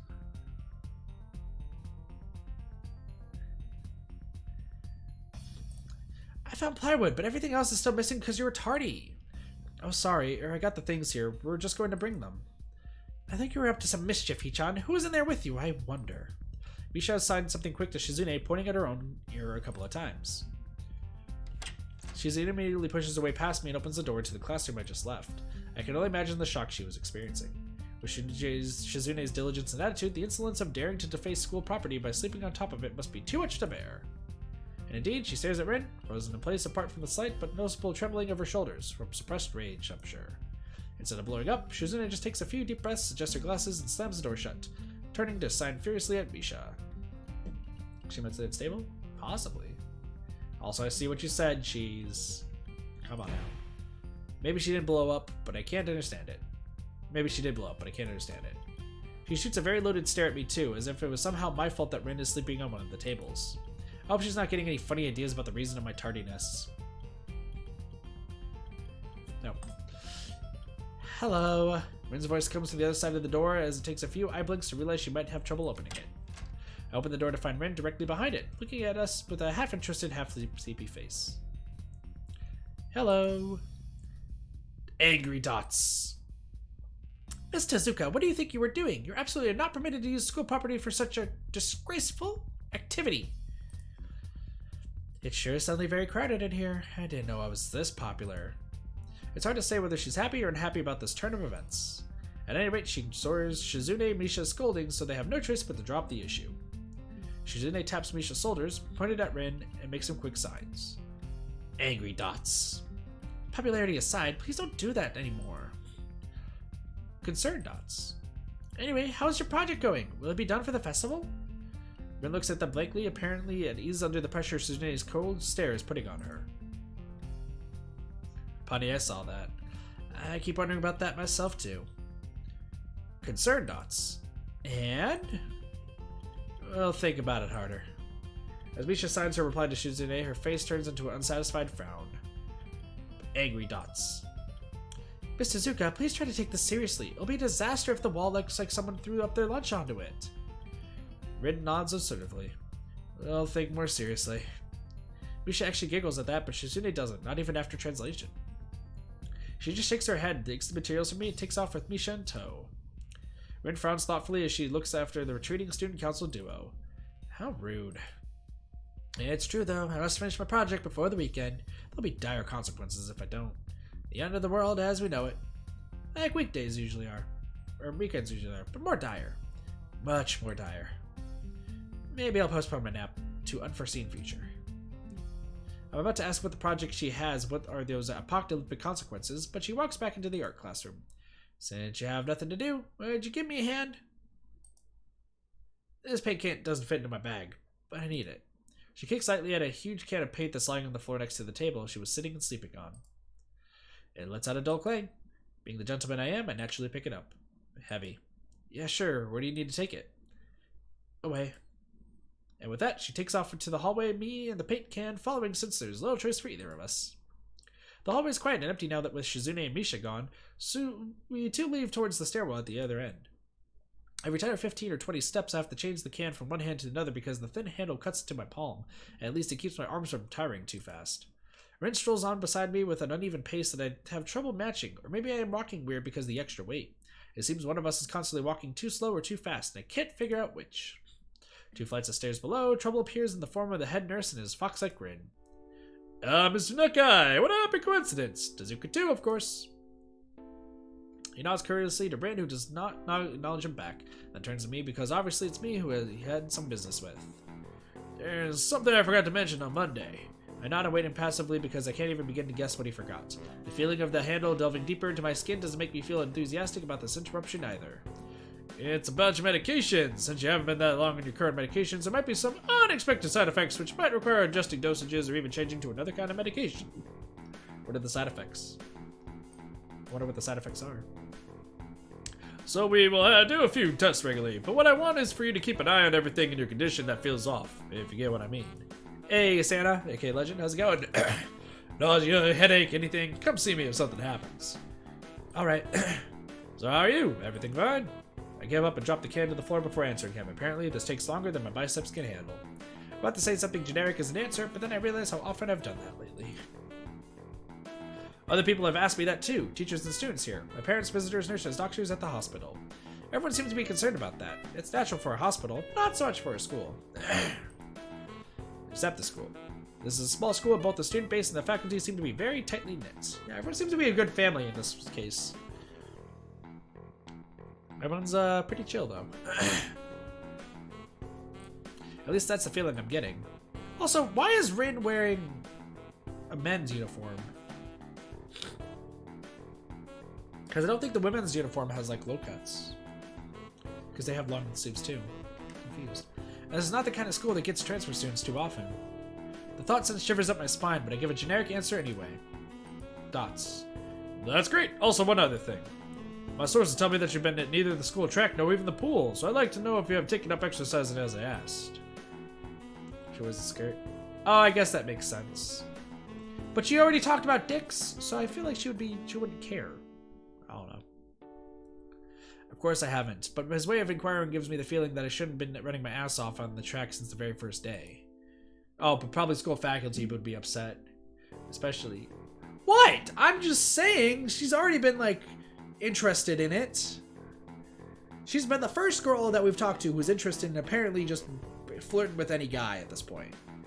Incredibly being deadpan, too. I'm just saying...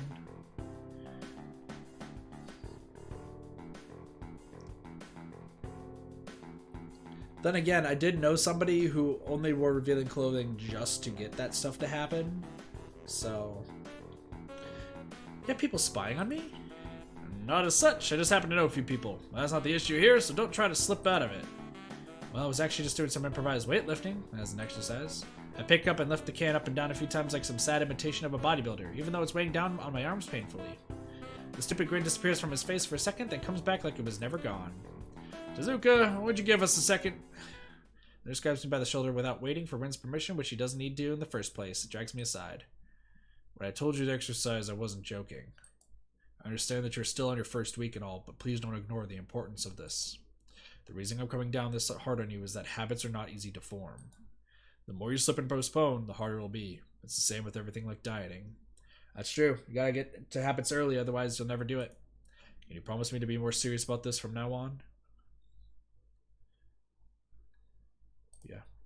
Yes, I promise. Definitely. Want to make sure we stay alive. He studies me for a moment, then shrugs, smiling again. Okay, that's more like it. If you go to the school track tomorrow morning, you'll meet my spy, who probably has no qualms offering consultation to you if you want to jog for a bit. Consultation? Oh, he's talking about Emmy. See you around! He leaves with the wave of his hand and no answer. I walk to Rin, who has been waiting, idly leaning against the hallway wall and staring at the pale lighting fixtures in the ceiling. Even when I approach, she doesn't move her eyes off of them. Are you getting medications for your heart thingy? Were you listening? It comes out more accusatory than I intended, accidentally lashing out on her. But even so, I don't really want to start talking about it. I just met her. I don't know her. It's not her business. The nurse seems to be happily ignorant about confidentiality, too, talking about that kind of thing in public. But it's not Rin's fault, is it? Yeah, true, it is real talk. I look up at her, suddenly feeling a bit guilty, but Rin is just staring past my shoulder, quizzically, her head tilted like a bird's. Sigh. I don't know why this is so hard for me. It feels like there is some inexplicable lock that prevents me from being more upfront about this. Yeah, they're from my heart. Will they make you better? No, not really. They just make me a little less worse. Rin keeps looking at me for a while longer. She neither says anything further nor displays any kind of emotion I could discern. I feel like she actually does supremely care. Even though she makes jokes and everything too, I think she legitimately does care and doesn't want people to suffer. That's the impression I'm getting from her. That's the impression. Because I feel like she's the person who's just damn, I got no arms, so I may need some help, but people may have it way worse. I think she knows that. I mean, having no hands, I couldn't imagine a life without no hands. I couldn't imagine that. I'm thankful that she doesn't. I think I'm still not quite used to all this. At the hospital it was easy, but I still haven't sorted my feelings about having to live a normal life with this disability. We leave the main building and Rin leads us onwards toward the dorm. We stop at the small patch of greenery in front of the dorm building. The dorm is built on a slightly elevated ground with a wall and a few trees that everyone has to circle around every time they come or go.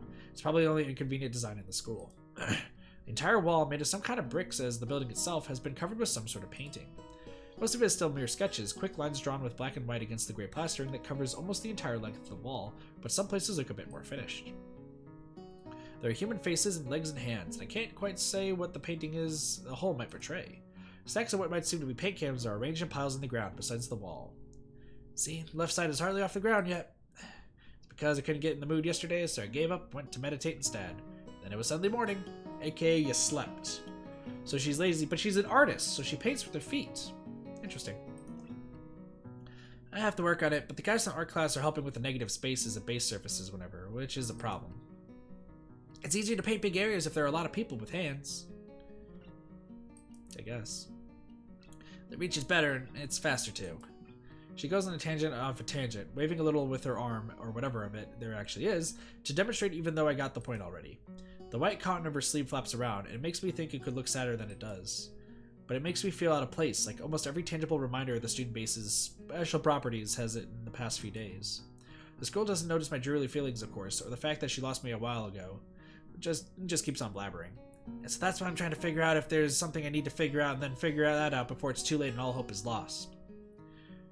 Dang, she just got philosophical. Why would the hope be lost? Because paint has to be painted and it has to dry and then it has to be painted over with another kind of paint. That's true, that's layering. You got Photoshop now and everything, but when people actually use paintbrushes and such, that's what they had to do. It takes time. She finally stops, apparently thinking she made some kind of statement that makes sense. I think it's best to start from the top. So this is your project? You did this? Yeps. Yes. All of it? Yes. Nice, but I stumble with my words, suddenly feeling like I walked straight into the minefield of political incorrectness. It's okay. You can say it. I probably won't get mad.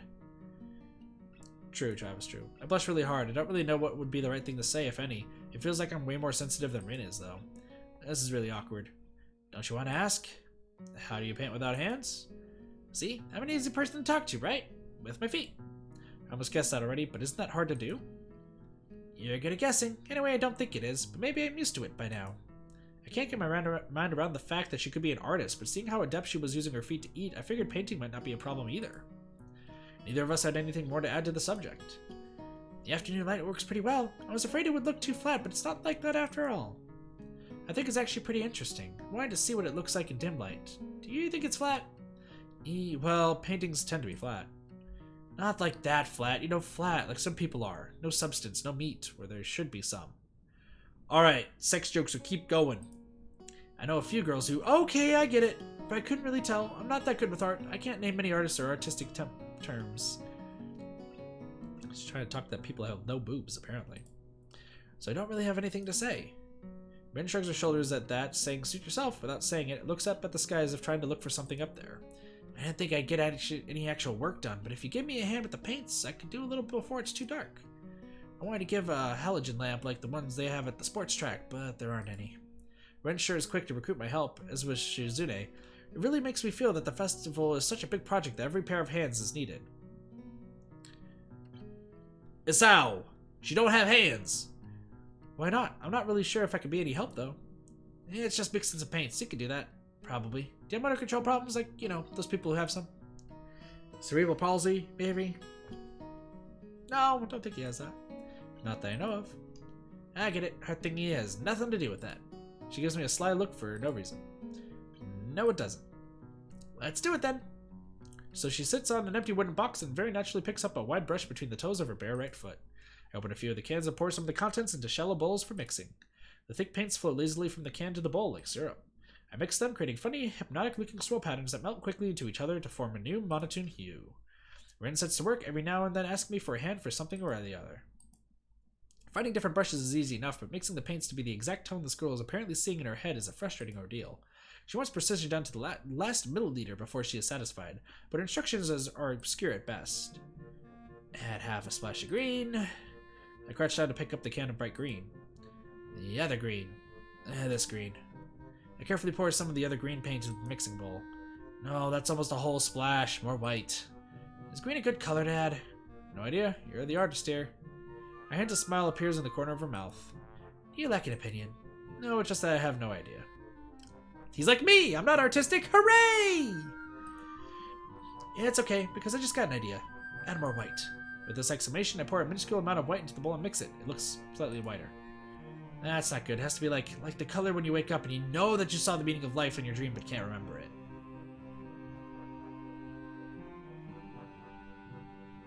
What is that color? What, you're just falling asleep and you're just like, ah, man. Ah, the meaning of life. Oh, I see what that color is. Perfect. Easy. Piece of cake. Wake up. How the fuck do I describe that color? We talked about colors enough on this channel as it is, so. Maybe it's yellow. Dots. Despite the impossibility of mixing a color like the change of seasons or any other nonsense that's being imposed on me, I find myself enjoying it more than I thought I would. Hey, Mrs. Vian. How's it going? Seeing a painting being born on the plastered wall feels like magic. I spend the moments I have between mixing paints, crouching down on the paving, and just looking at her work. It feels slightly intrusive at first, like breaking some imaginary intimacy, but Ren doesn't seem to mind the least bit. Maybe it's just in my head. Her entire presence emits a completely different air as she patiently works the details, adding layers of paint on top of other layers of paint, steadily moving her foot across the wall to add new shapes. When I manage to produce a passable mixture of paint, the rare smile on her face is oddly rewarding. Apparent from the few words while discussing paint mixes, neither of us says a word for the longest time.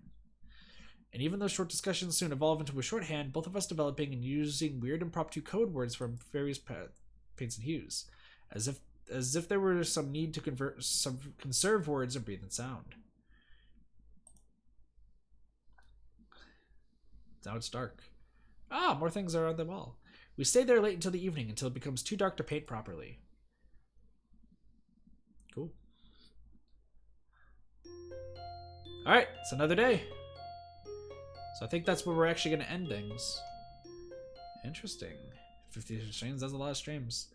Alright, now I gotta figure out how to save. Oh, show image? Current scene, the running girl, create music track, raindrops and puddles. Oh, there's save. Okay, save state. go a little bit longer. Okay.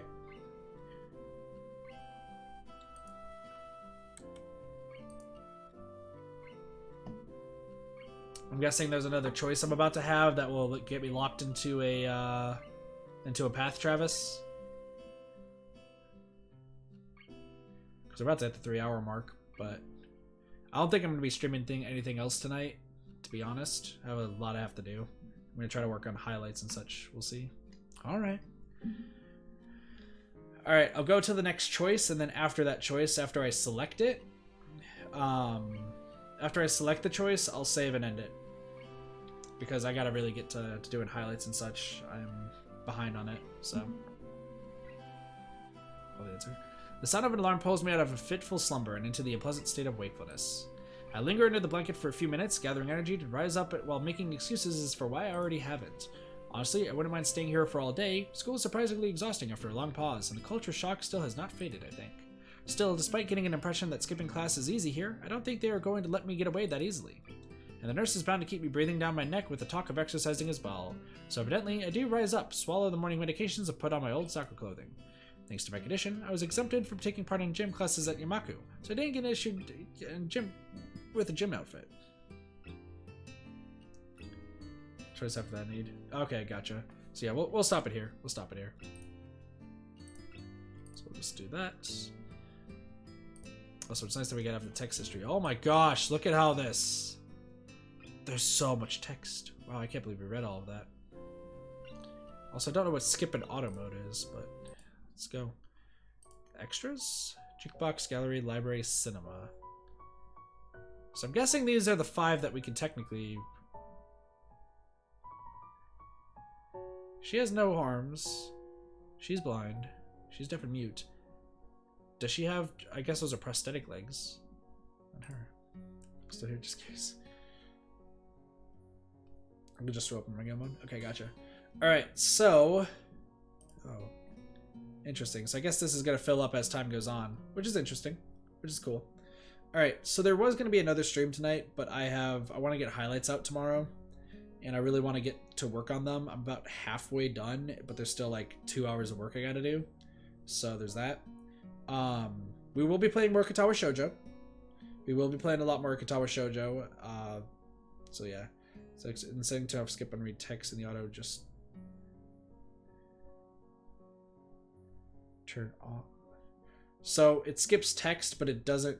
I'll have to talk to you about it after the stream, Travis, if you have some time, because I have a little bit of time then. But yeah, we will be playing more Katawa Shoujo. We're just starting this on Valentine's Day because it's Valentine's Day. There was gonna be Catherine tonight, but like I said, I'm probably not gonna be able to get to it. So check settings. It's already off. So yeah, I'm not too worried about that. We will be going back to Catherine at some point because we have more endings to get in that game. We've already seen the good and true ending for Rin in that one, so good stuff there. Tomorrow there should be 3 or 4 streams, as well as highlights coming out on Sunday. And the next stream that we have, I believe, just wanting to be absolutely sure, is 428, right? Yeah, 428 should be a scramble, which will be happening tomorrow morning. So we will be finishing up that hour. And it actually shouldn't take too long, because I think we're like super close to finishing the hour on 428. Cool. So that being said, I do thank you guys so much for watching. I do hope you guys enjoyed Katawa Shoujo. I'm having a lot of fun. It's a really interesting story. I know why years ago my friend Tristan, a high school friend of mine I mentioned in the stream earlier, recommended I play this game. When I was younger, I actually hated visual novels, fun fact. And I refused to play dating sims or visual novels because I thought they were a waste of time. And then after playing Danganronpa and a few other, and they're like AI recently and such too, visual novels have been starting to grow on me, so definitely a really fun game. Definitely a really fun game. Anyway, with that being said, thank you guys so much for watching. Hope you guys enjoyed. Have a wonderful day, night, morning, afternoon, and or evening. My name, of course, is Katathi, and I'll see you guys next time for more Ready Gaming. See you guys later. Peace. Bye, everyone.